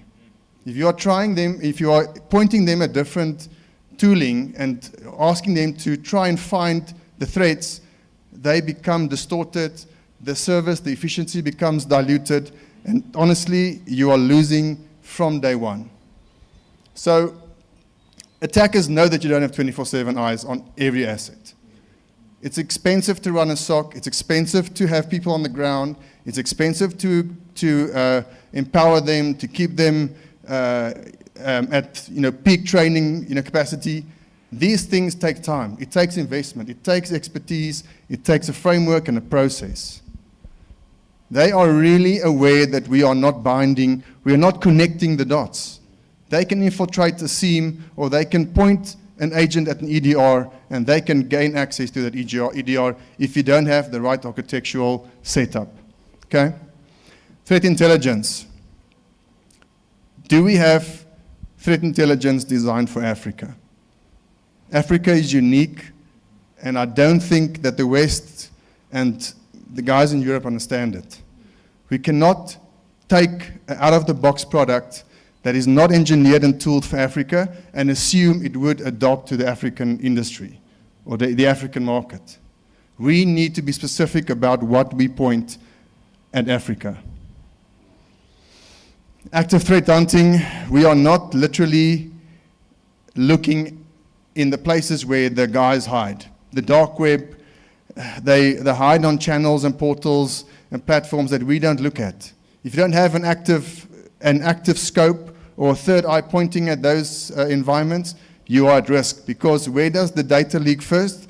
They don't go to WhatsApp and share it to their friends on the like local neighborhood group. They go to the dark web where there are guys with money, where they can sell the data for millions, or they can expose you. They can put you into a corner and they can have you by the neck. Okay, so I'm going to speak quickly about the services that CyberSOC are very core in. It is literally in our name, CyberSOC.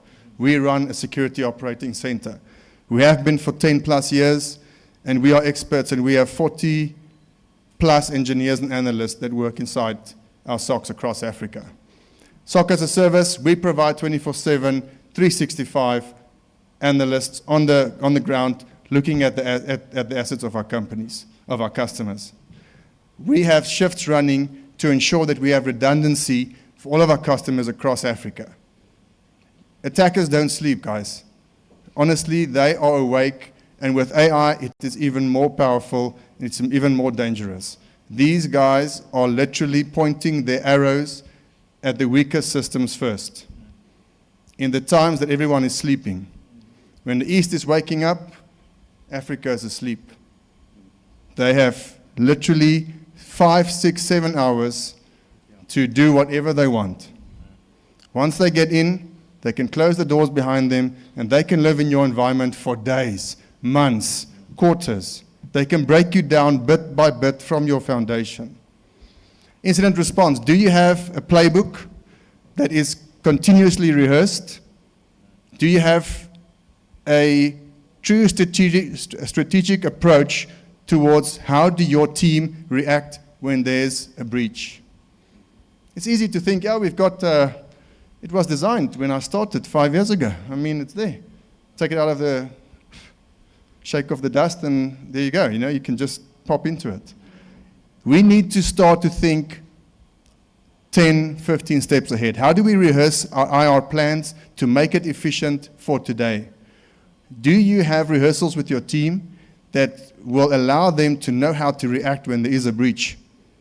Imagine the psychological impact on an analyst when he's the only one managing the assets, he's alone, and there's a breach and he doesn't know what to do next.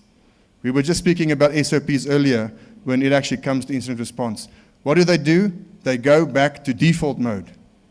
They start to panic, they do whatever they have to, and they make mistakes. If there's not a true true incident response plan, people start to make mistakes. Humans are humans. Threat intelligence, something that is designed for Africa.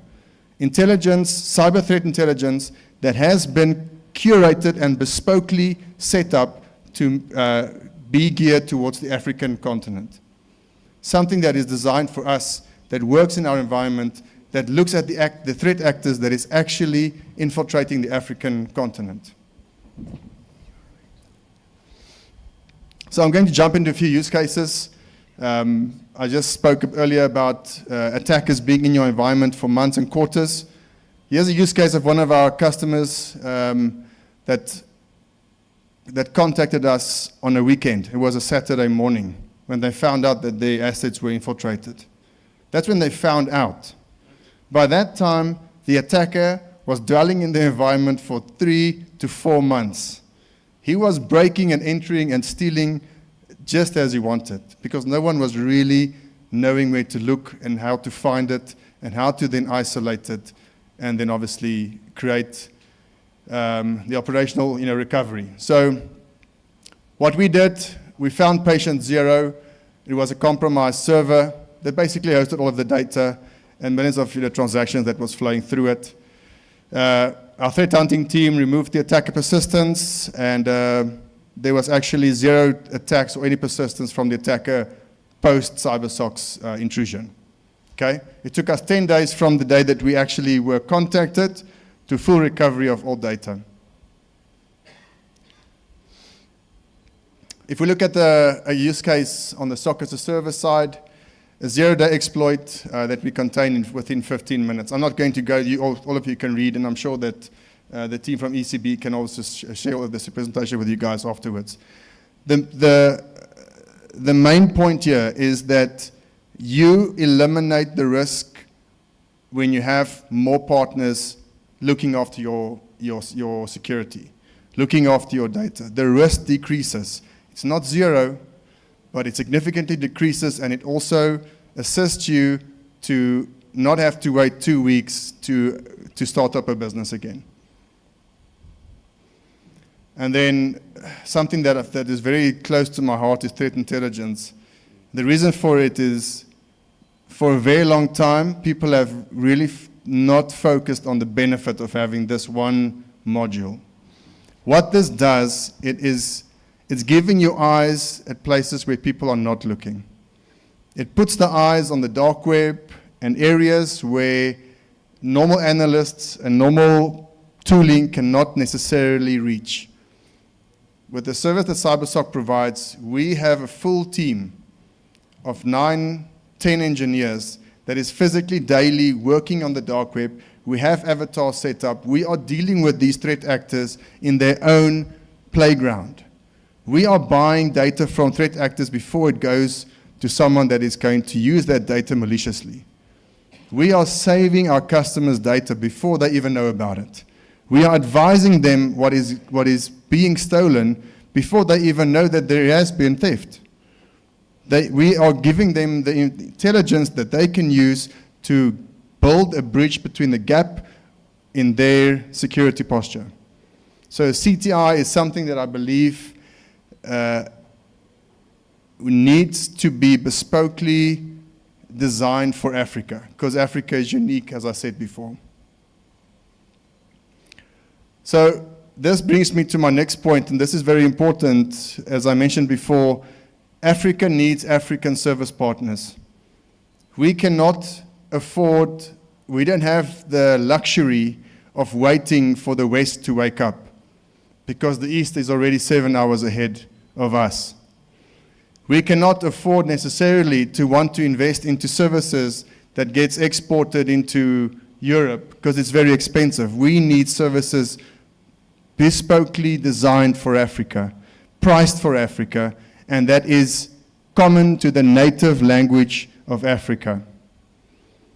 We need to work together with regulators in order to build the posture, in order to build the guidelines on how do we create security or cybersecurity resilience in Africa, because it's important for Africa to understand that cyber is not going to fly over Africa.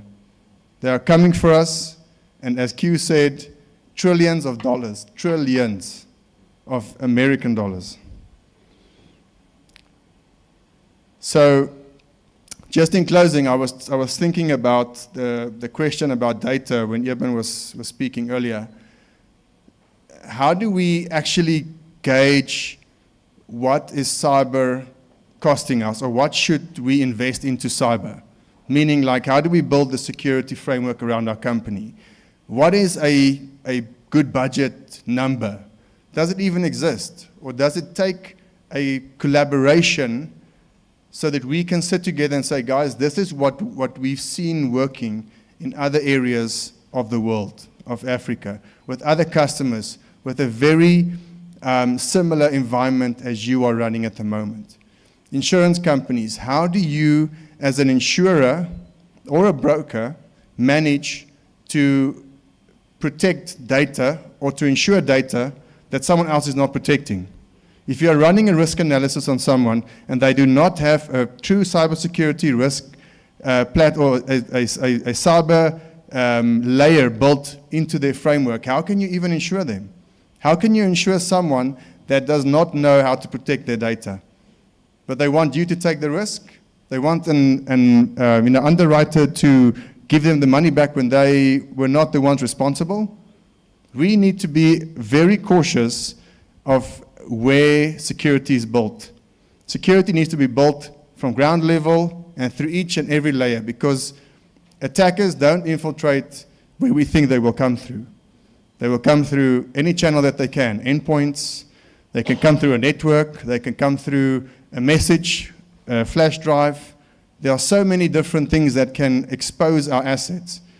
And we together as a team of experts, we need to be the ones at the front line defending and also creating these perimeters for them. So once again, my name is Jean van Wyk, I'm from CyberSoc, and I really hope that all of us can have a great conversation, because I think that is what we need.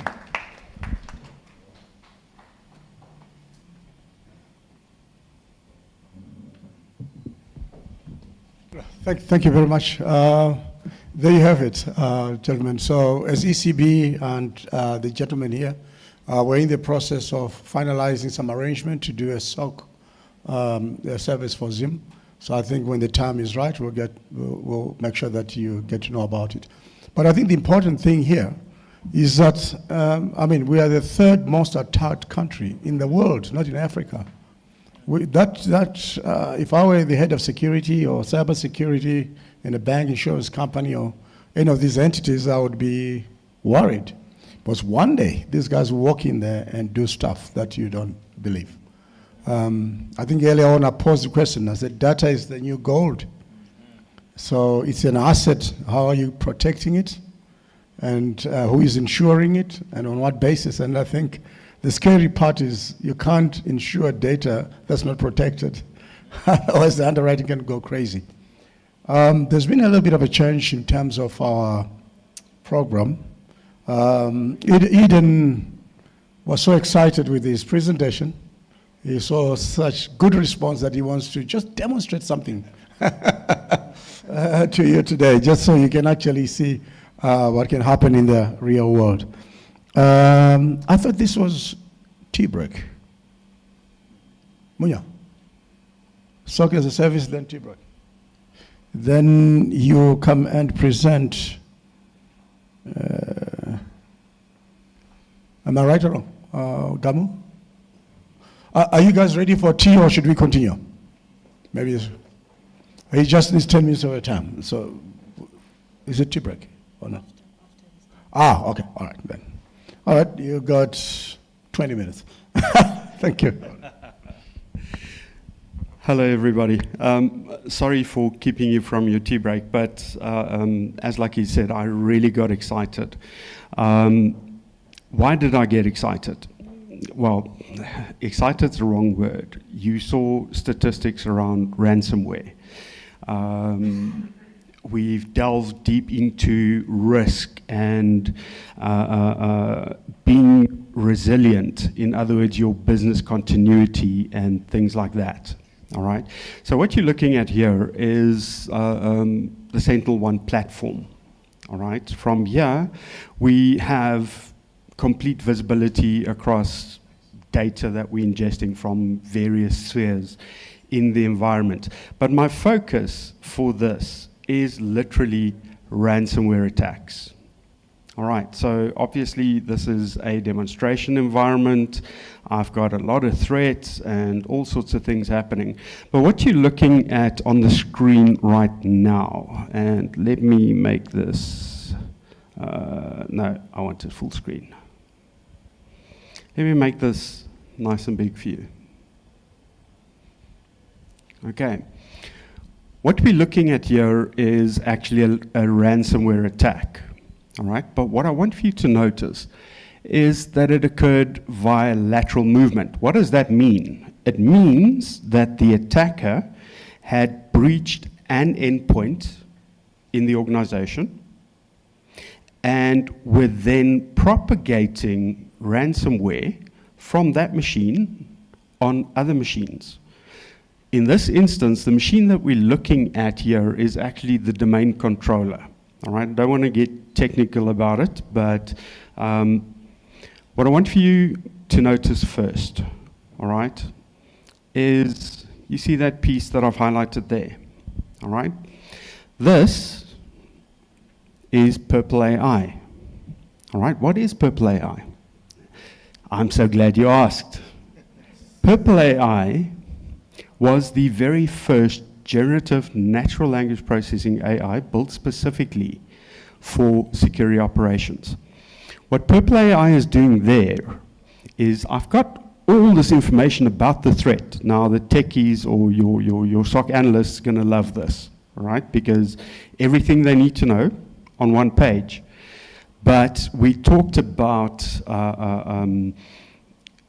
freeing up the analyst's time so they can make quicker decisions, they can focus on other things. What Purple AI is doing here is giving them a complete summary of what that attack is about. All right. So very quickly, intuitively, they can make a determination. But now, a lot of the times, it's not that clear cut, so you need to dig a little deeper. Now, from a SentinelOne perspective, we use AI and machine learning on the actual endpoint. We don't use signature-based systems, all right? So we analyze activity on the actual machine at machine speed and then protect at machine speed. Now, to do that, we monitor every single process that executes on the endpoint. And what I can then do is literally walk through. They use the command shell to actually move across the network. What they did in this instance was they created a scheduled task. In that scheduled task, okay, they actually started encrypting files, deleting volume shadow copy, all technical terms, but it inhibits your ability to recover in a Windows native manner, all right? Once they were done with everything, they deleted that scheduled task. Now, one of the slides that John had there, which was absolutely brilliant and got my juices flowing tremendously, I come from a cyber forensics background. It's one of your later slides. Forensic artifact collection. Why is that important? Okay, and why do we attach the word forensic to it? Now, as you heard from me, I did numerous investigations across Africa and so forth. Also had to present evidence in court. I'm happy to say that we achieved some serious convictions in Zambia specifically, where it wasn't just a fraud conviction. We were actually able to prove that the fraudster had accessed protected data by law. In other words, banking information, ID information, and PINs. And based on that, we got a 25-year sentence instead of 5 years for electronic fraud. Okay. But how did we achieve that? Through proper forensic evidence collection. Okay, so your analyst panics, oh, stuff's happening, I need to fix this. The moment he just jumps in and starts fixing stuff, he's destroying evidence. So your chances of conviction, your chances of actually understanding what had transpired goes out the window. All right, now, very quickly, I painted a picture of what had actually happened. That's only part of the story, okay? We talked about ransomware. Zimbabwe, third in the world. 40% of all ransomware attacks globally targeted at Zimbabwe. Now, when a ransomware attack happens, just by the way, why do they use ransomware? Okay? Because what they do is they breach your environment. They steal your data. They commit that fraudulent transaction. Then they ransomware you to hide their tracks and to extort you. That is the power of ransomware. Do you understand the risk implications of ransomware? Now, I'm so glad you're running Sentinel-1 because we run on AI and machine learning. In other words, if it's a zero-day ransomware or a zero-day type of threat, we're not dependent on a signature, which means we can detect it, where your signature-based system will fail. We detect it based on behavior and then our AI models built in. But we don't stop there. It actually means that we are extremely efficient at detecting emerging threats. However, business continuity, you were down for a couple of days, weeks, ma'am. Imagine if you were ransomware and you could roll back your encrypted files either automatically or with a single click. That sounds impressive. It is actually possible. We are the only platform that gives you that true capability. Now, you're going to say, oh, that's a sales gimmick. In actual fact, I did a threat investigation at a major oil and gas company in Angola. They were a Sentinel-1 client at the time, but they were slow to actually deploy their environment, which meant that they had endpoints that were not protected by Sentinel-1. They procured a new company, attached that company to their network, and within 2 hours, their whole environment was ransomware. Okay? That's massive implication. Every single endpoint that ran Sentinel-1 utilized the rollback capability. Over 2,000 of their endpoints out of 5,000 were running Sentinel-1. They were fully operational as if nothing had happened within 30 minutes of the attack happening. So, why do I tell you this? Why did I tell you about my history? It's because I've seen it work. It's not a sales pitch. All right, so in this instance, all I need to do now is click apply. My encrypted files will be recovered to a point just prior to that attack happening. In a lot of cases, people don't even notice. All right, but we also talked about AI. So the use of AI is becoming more prevalent. And we talked about having a acceptable use policy for AI in organizations and so forth. And I told you that chances are you've got this nice policy, but no real way of actually enforcing it. Typically what organizations do is they deploy DLP measures to enforce that policy. The sad news is that is either an allow or a block. Okay? It's not really granular, which means that you are taking away AI usage in your organization. In other words, you're losing the benefit of actually utilizing AI to exponentially grow your enterprise, to enable people to function more quicker, efficient, and so forth. But we have a solution for you. It's called Prompt AI. We can literally intercept every single prompt that gets submitted to AI. All right? So you've got clear visibility of what prompts, what are your users asking of AI. Now, that's great. Now you've got visibility. We pump it into the Sentinel-1 platform. You can start drawing statistics from it. You can dashboard it. You can build detections around that and actually secure it further. However, we can then go and configure that policy that you have defined.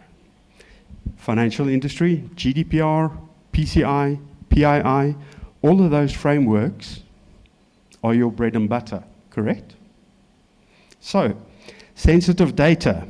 If a user submits a prompt with bank account numbers to a ChatGPT, a Gemini, a Claude, over 15,000 types of AI applications, we intercept that prompt and can then sanitize that prompt, still enabling the AI usage without exposing that sensitive bank account details.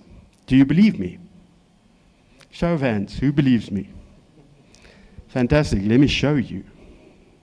All right, so I'm a bank teller or a account executive. I manage high net individual customers, and Mr. Q here is a billionaire banking with me.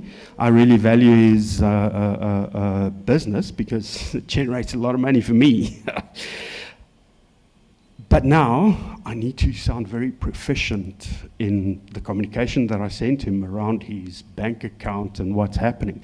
So I draft a summary email, and then I ask my AI assistant to zhoosh it up, make it look fancy. In that, I've actually included his bank account details. What's going to happen? All right? From prompt AI perspective, I've got a natural language guardrail configured. All right? That guardrail says block that prompt outright. I've got sensitive data in there. That data then gets redacted. All right? If you don't believe me, let me show you. That is the prompt that I submitted. All right. And sorry if there's a representative from Bank ABC. It wasn't intentional, I promise. So there's my name, there's my bank, which branch. There is an account number or a credit card number. All right. Branch code, SWIFT code, and so on and so forth. All right. This was absolutely blocked because I communicated a SWIFT code. The sensitive data, that portion, would have been redacted. But because there's SWIFT in that message, it's going to be blocked outright. So that's what I submitted. This was the return. Simply respond, text blocked due to a policy violation. All right, that's a very simple example. But what you can see from there becomes really powerful because you can now regulate and enforce your AI policy for safe usage in your organization. I've got one more example for you, and then I will let you be. All right. So, let me just quickly go back. I am going to tell my AI to generate a password bypass hack. I submit my prompt.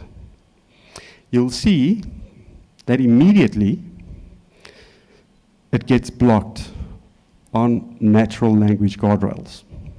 All right. That is very significant. Why is that? If I have a look at my natural language guardrail configuration, you'll see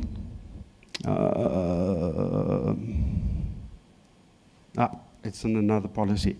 But what I have in there is to actually block any hacking-related topics, not specific keywords, topics. In other words, when it comes to configuration, and if you look at how AI is used, you discuss a topic. You don't use exact phrases to get a response from your AI. we have the ability to do real-time topic detection and then enforce your AI usage policies accordingly. I thank you for your time. I really appreciate it, and I hope that that was insightful.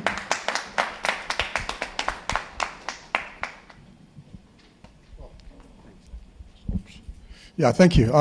There you have it. That's a practical example of what can happen.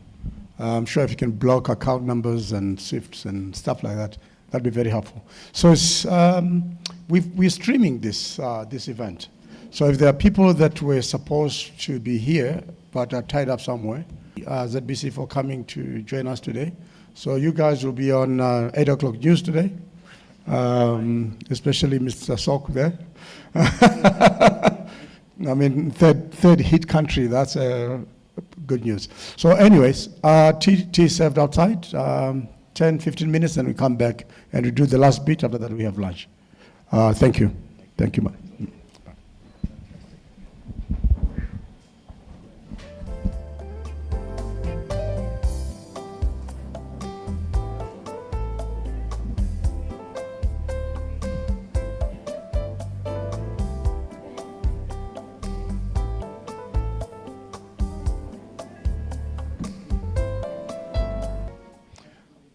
All right.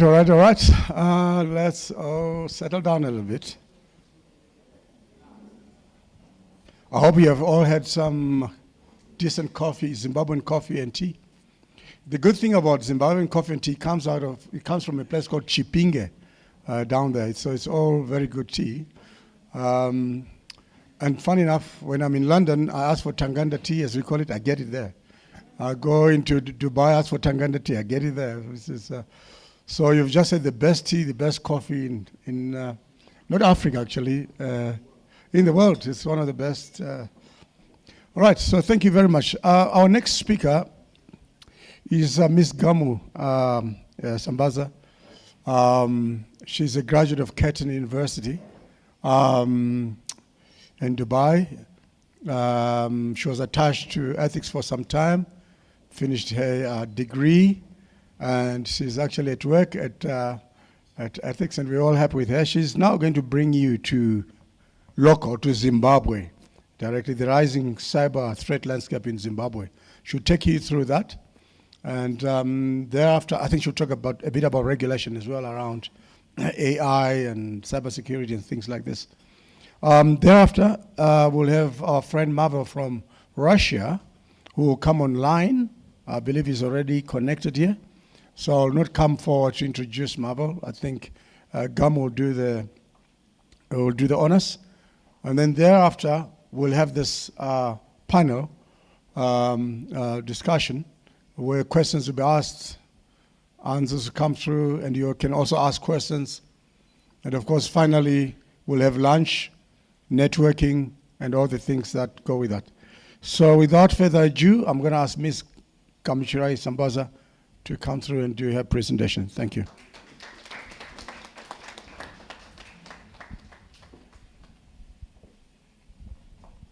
Thank you for the lovely introduction. Good morning, everyone. I hope you're all doing well, and now that we've eaten, we have some more energy to keep on paying attention. So today I'll be talking about a pressing matter, which I think Mr. Q kind of addressed earlier on about the cyber threat landscape in Zimbabwe, but I want to dive a little bit deeper. So before we get into anything, I think it's important to first define what a cyber threat landscape is. Essentially what it is an ever-growing overview or analysis of cyber threats, cyber risks, and also the new sophisticated ways in which attackers are targeting individuals, businesses, and organizations at any given point in time. First things first, we always bring facts, and that is why I'm talking about statistics first. So the first thing you can see is something called NCSI, which is also known as the National Cybersecurity Index. So this was developed by the E-Governance Academy in Estonia. What they do is they assess how prepared a country is when it comes to combating against cyber attacks. And how they track that is through publicly accessible information. So I'll give you an example. In Zimbabwe's case, we have the Cyber and Data Protection Act, which was last published in 2021. It's publicly accessible online. Anyone can access it. So anything that's on the internet that is public, they can use that to sort of rank how a country is, the posture of a country in terms of defense. So currently, Zimbabwe is ranked 131 out of 160 nations, which is not the greatest ranking. It shows that we're a little bit behind and there's a lot of high risk. I think a lot of us are underestimating the importance of cyber defense. And then I also want to bring to your attention an AI summit that happened here in Zimbabwe in Nyanga about 2 weeks ago, where the Minister of ICT highlighted what the current numbers are in terms of cybercrime costs, as well as what the government is planning to do to combat against those challenges. So at the summit, it was stated that mobile money-related cyber fraud costs Zimbabwe more than $30 million annually. In addition to that, phishing and social engineering attacks have soared by over 40% in recent years. And just to zoom out a little bit, across Africa, cybercrime is estimated to cost $4 billion annually. So these figures are from 2025. And like mentioned earlier on, I'm sure by now they've gone up. And as Mr. Q said earlier on, global losses are projected to exceed $10 trillion annually. So as you can tell, these figures are quite alarming. If you don't have alarm bells ringing in your head, I don't know what more you need to wake up. And it shows that there's a lot of neglect, or there's a lot of speed at which these attacks are happening, and we just have to catch up. So as much as we have digital expansion here in Zimbabwe, like what was mentioned earlier about how financial services are becoming more digital, there are mobile wallets, there's digital insurance systems that are growing. Zimbabwe's economy is still a bit unstable. And I want to address something called brain drain. So essentially, for those who don't know, brain drain is whereby a student like me finishes high school in search of a better future or a better financial position for myself. I go and study outside of the country and I start working there. I don't come back home. And because of that, we now have a persistent shortage of cybersecurity professionals, skilled professionals that are required to drive cybersecurity developments further. And also, due to our economy, there's a bit of limited funding in regards to research regarding the latest cyber threats, the latest cyber defense mechanisms, and how we can. There's also funding that is limited as to how we can develop the right cybersecurity infrastructure for the country. And I can't remember which speaker spoke about this, but I think it was Mr. Yan, and he spoke about how cybersecurity is often seen as an expense, is too expensive, it needs to be cut off, and it's mostly seen as an afterthought. But I urge you to change that mindset and remember that it is actually a core strategy. It needs to be part of your business's core goals. So back to the summit that I was talking about, the Minister of ICT highlighted what Zimbabwe is currently doing to address some of these challenges that I have mentioned. First things first, they are planning on implementing a SOC, a national SOC, also known as a Security Operations Center, to centralize any threats and also to respond to cyber attacks in a timely manner. Secondly, they want to establish a cybersecurity incident response team. And the third thing is they are developing an AI-powered fraud detection platform that is to be launched within the next 12 months. Okay, so now I want to talk about 10 threats that bankers and insurers should be cognizant of. And the first one being undeclared nation-state espionage. Like what was mentioned earlier on, as long as your organization is accessible from the internet, anyone from the world can attack you. You know, a lot of the times we think, oh, we're Zimbabwe, we're small, we're underdeveloped, no one really knows us, but we're actually the highest target. So undeclared nation-state espionage is essentially spying from foreign states or foreign countries, usually by advanced threat persistent groups. I'll give you an example of APT-34, which is an Iranian-linked group that has actually targeted Zimbabwe before. This information is accessible online. They've targeted one of the telecommunication companies, I don't know which one, but their goal is to exfiltrate data long-term without our knowledge, and like what was said, they do it over time, and then once they hit you, they hit you hard. So that's a perfect example of undeclared nation-state espionage. And then ransomware was definitely emphasized by Mr. Kotti, and what happens, as he said, is the hacker gains access to your systems, he encrypts your data, demands a ransom, and now you're forced to pay that money, otherwise they will leak your data. And then we also have basic web app vulnerabilities. I'll give you an example of your company's website.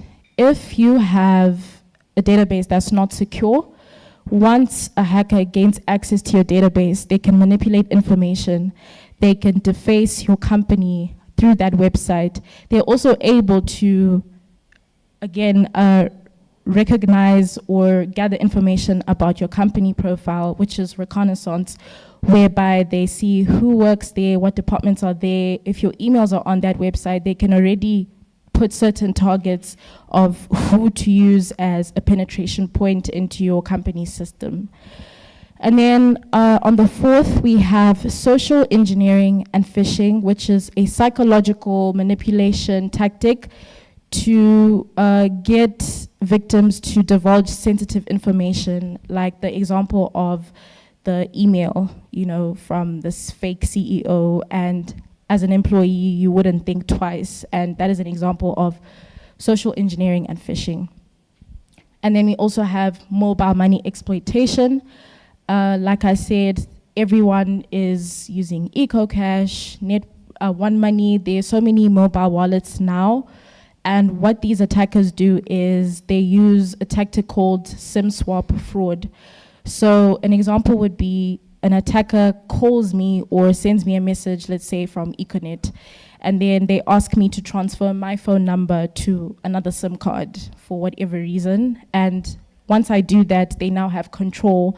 They can now intercept my calls, my messages, my OTPs, my two-factor authentication codes, and they can now drain my bank account, they can drain my mobile money wallet, they can do all sorts of things. For the sixth threat, which was mentioned at the summit, we have AI-driven cyber fraud.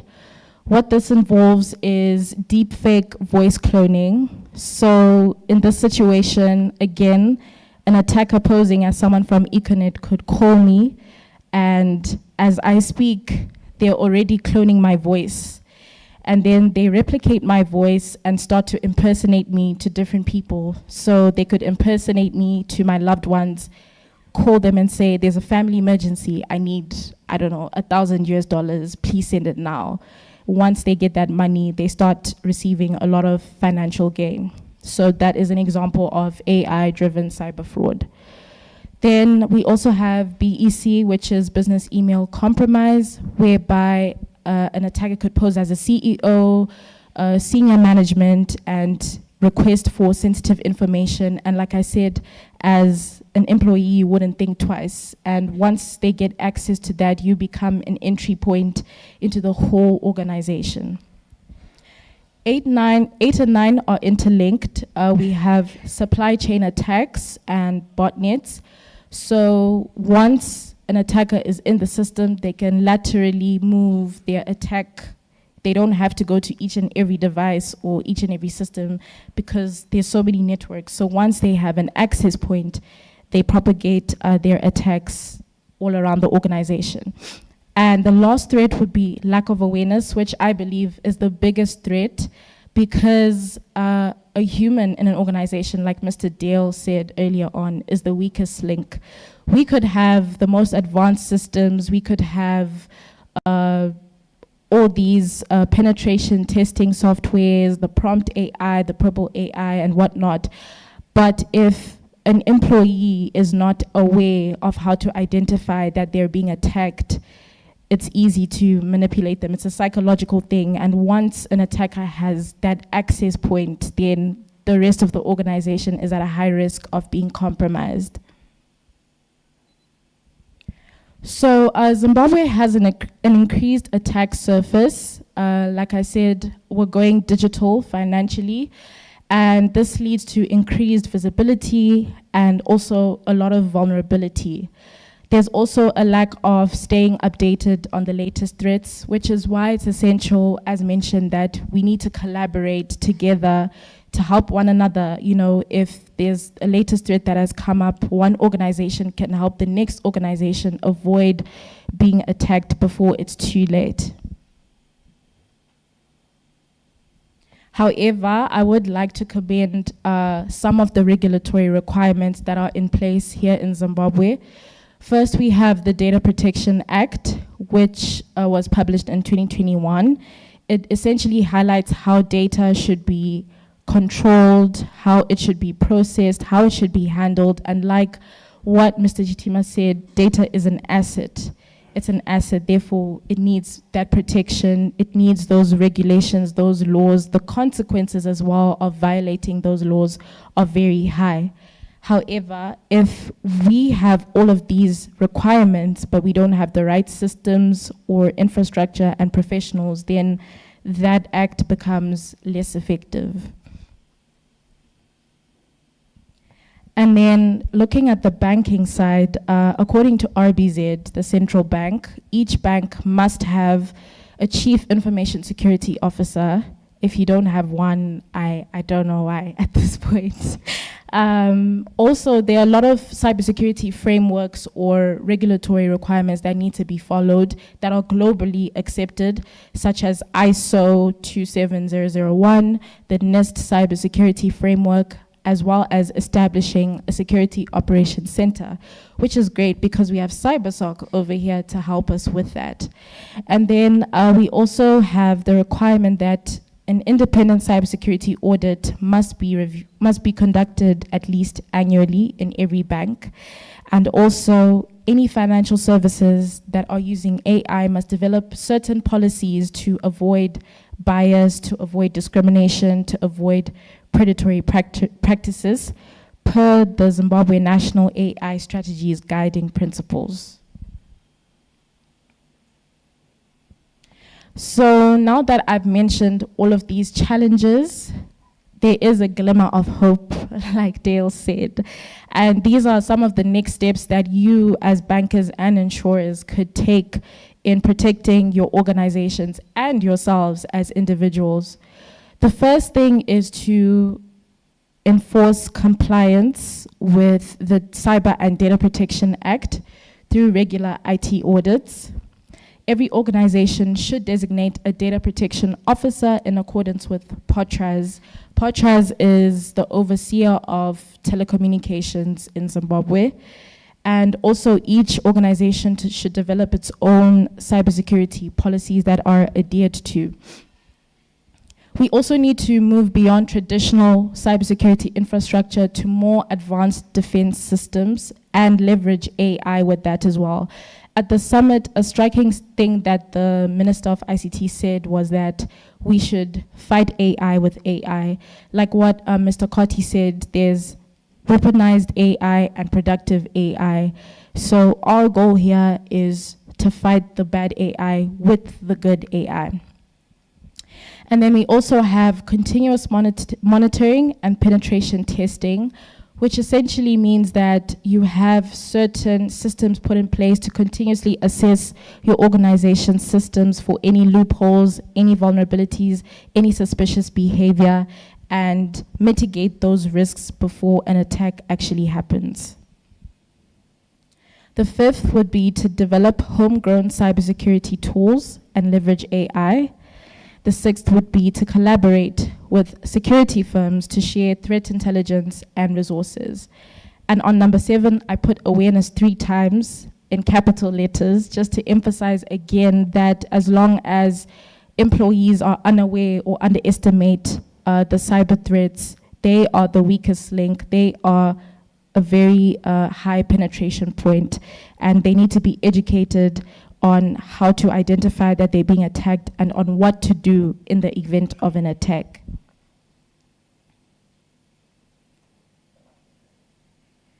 And then we also have cybersecurity training programs. I believe every organization should educate their employees, like I just said, whether it's through workshops, through seminars regularly, quarterly, maybe through the year, on the latest cyber threats, the latest things to be aware of, and just to first understand what is cybersecurity in the first place. You know, when people ask me what I studied, I say cybersecurity, and they're like, oh, what's that? And it's like, yeah, people are still a bit behind in their minds, and they're not yet aware of what we're talking about.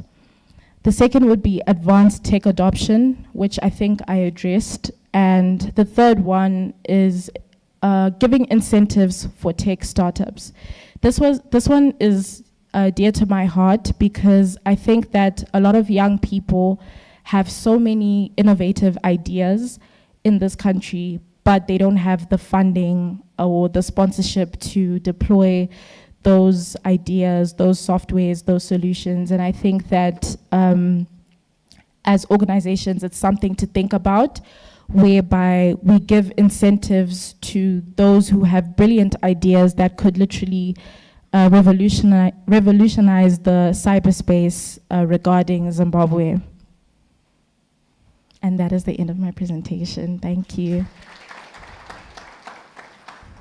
So we have Mr. Pavel online, and he is going to share his screen.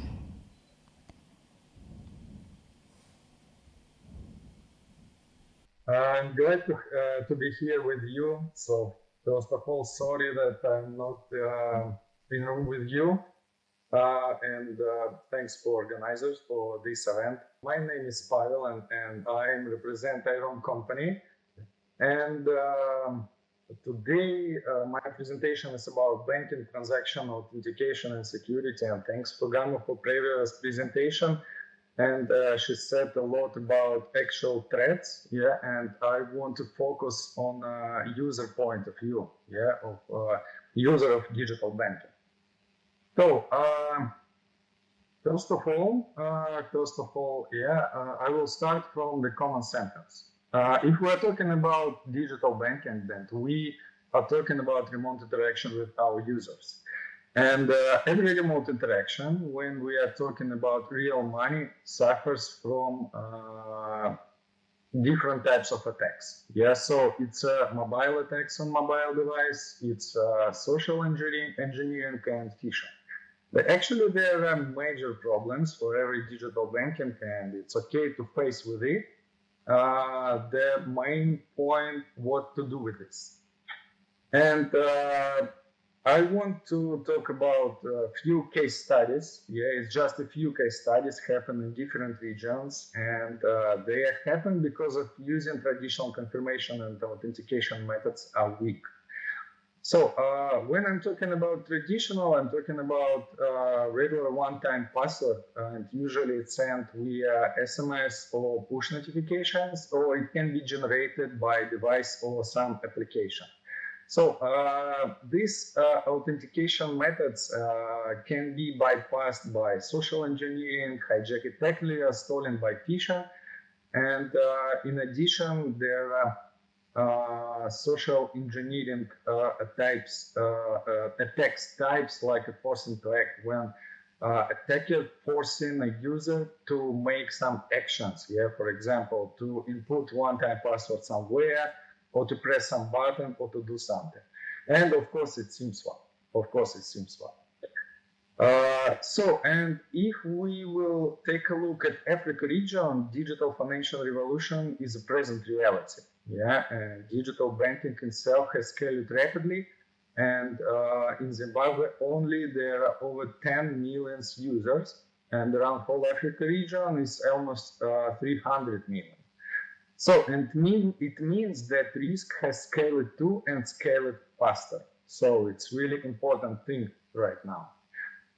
And the major risk when we are talking about interaction with our user, it's on the slide, and it's phishing and credential theft. Phishing problem actually it's common for all the world, but it still works because of it's hard for a user to identify what's really happening in front of him. Yeah. So when a user thinks that he on the real side, so it can be phishing side,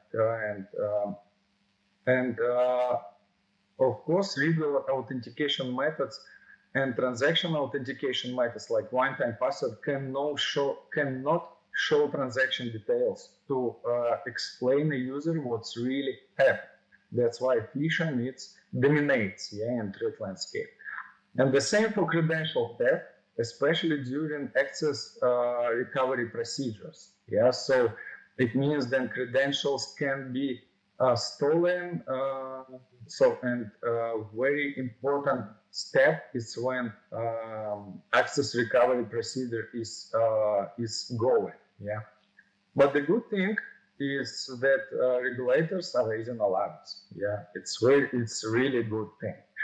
And actually, the problem is not in the volume of this transaction. Yeah, it's about trust, how you work with the user, how you identify and authenticate them. And why it's happened? So there, because of identity authentication gaps, like I said, and passwords and one-time passwords remain the dominant form of transaction security. And these methods are easily hijacked or intercepted, cloned, or socially engineered.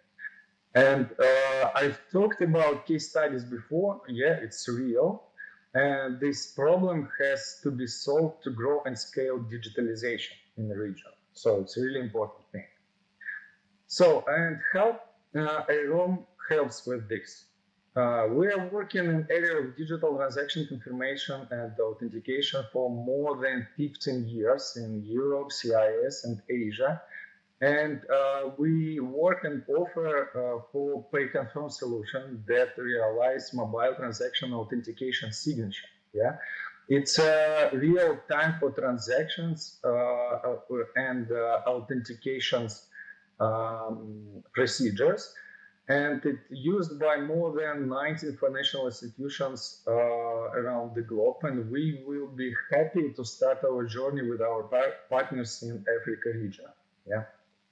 So what is it pay confirm? Yeah. So in the two words, technically, pay confirm, it's like I said, transaction authentication signature, and it's based on a cryptographic algorithms.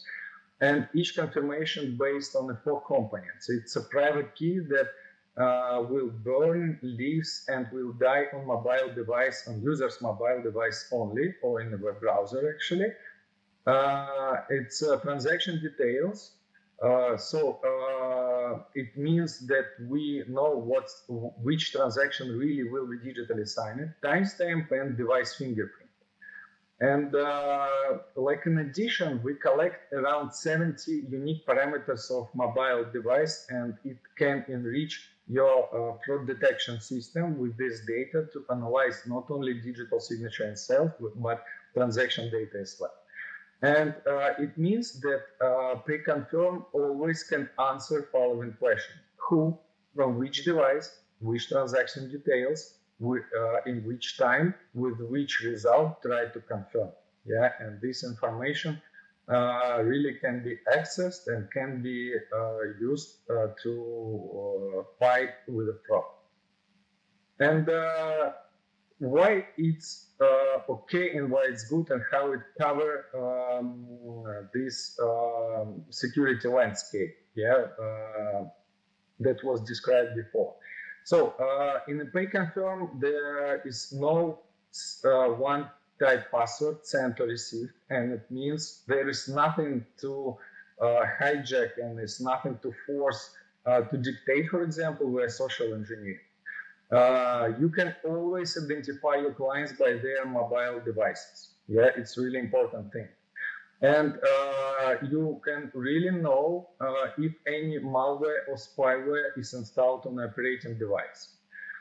Like I said before, phishing is still actual because there is no way to show to a user what's really happened in front of him. And with the pay confirm, what you see is what you sign principle is realized. And it means that before confirmation, a user can see all of the transaction details on his device, yeah, and to decide to confirm this transaction or to decline. And we try to do this in the most convenient way for user. And if we will compare with a one-time password, we can speed up confirmation in around 3 times. Yeah, so it's faster and easier for the user. Yeah, and it's more convenience to user. And it can be used in airplane mode as well without any linkage to internet. And of course, it's a two-factor authentication. Yeah, because the first factor is your mobile device. The second is internal device biometry or additional password. So it can be configured as you wish.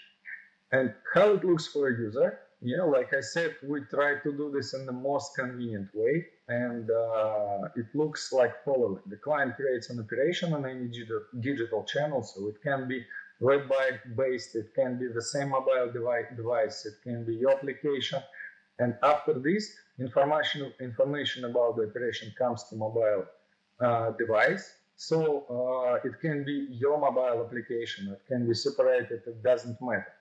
And if a customer agrees with transaction details, you just press confirm. Yeah, that's all. Transaction has been confirmed. No retyping one-time password, no waited, no so roaming problems and all of this. Yeah, just open application, see transaction details, and press confirm. That's all. So actually, there are basic concept how the solution it works, but there are a lot of security technologies inside actually to make it work in the most, like I said, convenient way and to make it secure enough to cover the security landscape. Yeah, and Pay Confirm solution can protect you from the common attack scenarios like SIM swap, man-in-the-middle, Trojans, bypass one-time password phishing. So it can be even used by NTMs, yeah, and of course it can be used against social engineering. So actually, it's very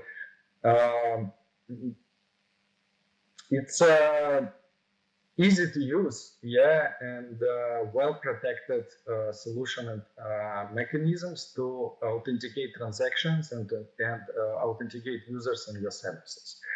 So, and we're here to support, yeah, we work with Shipwheel like Africa distributor, and we have a local support in Zimbabwe. And we are ready to deploy support and scale within the region. Yeah, so it's not theory, it's a highly developed solution, like I said, that used in all around the globe. And so, like conclusion,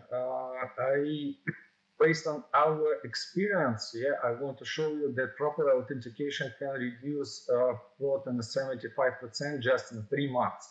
Yeah, and further fraud reduction can be gathered just to tune authentication and transaction confirmation mechanisms, yeah, in the future, and reduce and reduce. And we are ready to share our experience. Maybe you have some questions. I will be happy to answer. Okay, thank you, Mr. Stima, and thank you for having us. My name is Clayton. I will be assisting you with moderating this panel for the question and answers that we are going to have.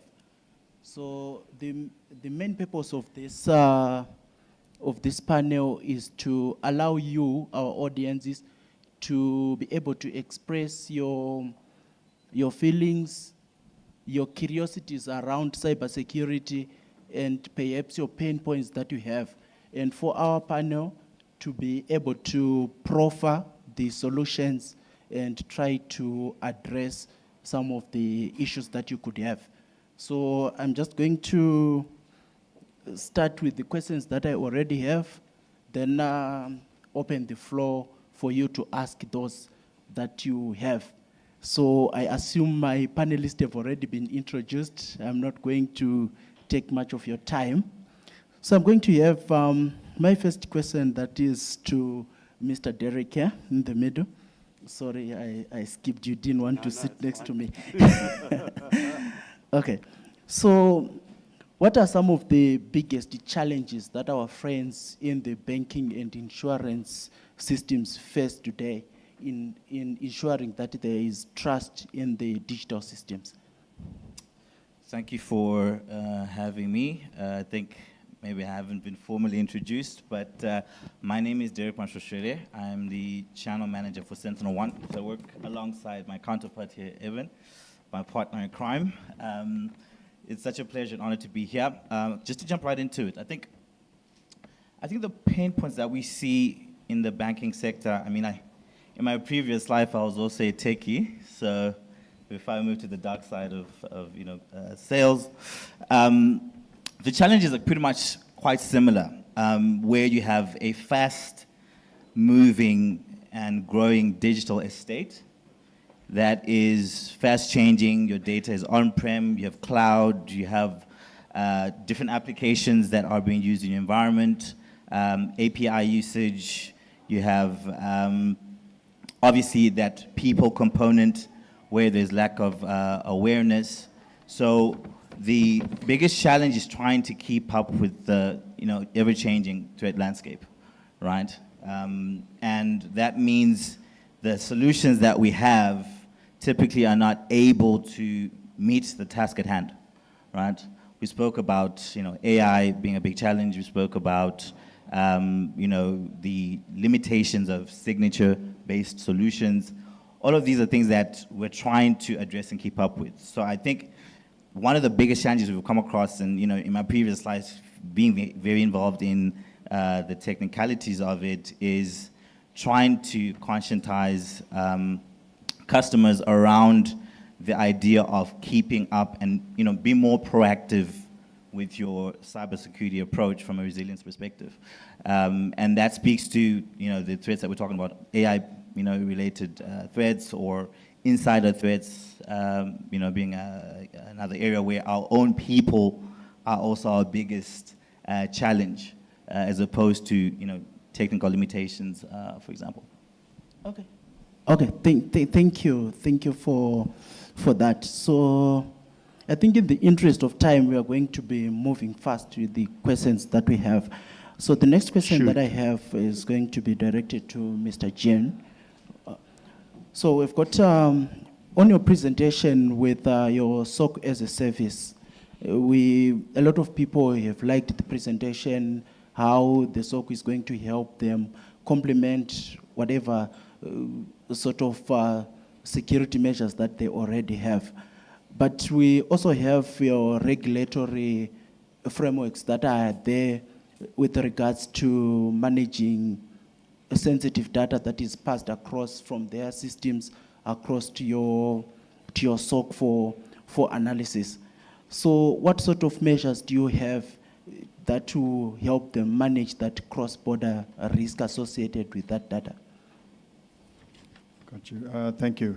So, a good question, number one. I think everyone in the room, especially the ones looking after data and trying to obviously protect it, needs to take a few things in mind. So in CyberSOC's opinion, how we look at it and how we treat our data and our own framework is basically split into three different segments. And number one is basically data minimalization.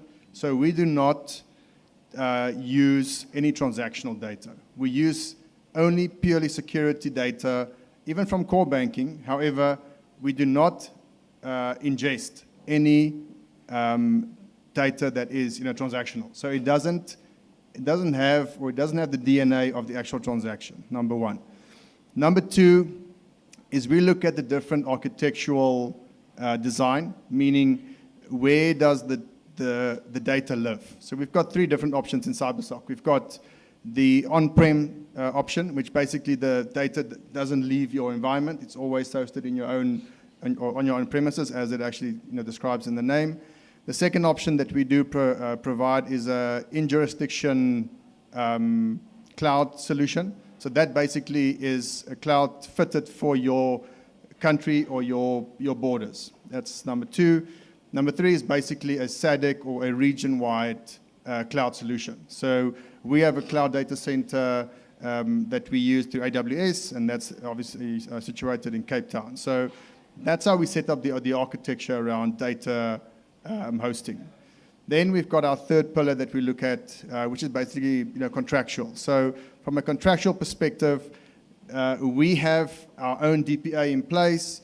It is actually productized, so we align with whatever regulator requirements is in country, and we also provide audit trails so that whoever the customer is, time information on exactly what analysts are doing on his environment at any given time. So I think just to wrap it all up, how we provide security or how we provide the confidence to our customer on how we treat data is based on those three pillars. So it's basically we are not misusing your data. We are looking after the architecture on how data is hosted and stored, and then also contractually binding ourselves through our own contractual environment into yours.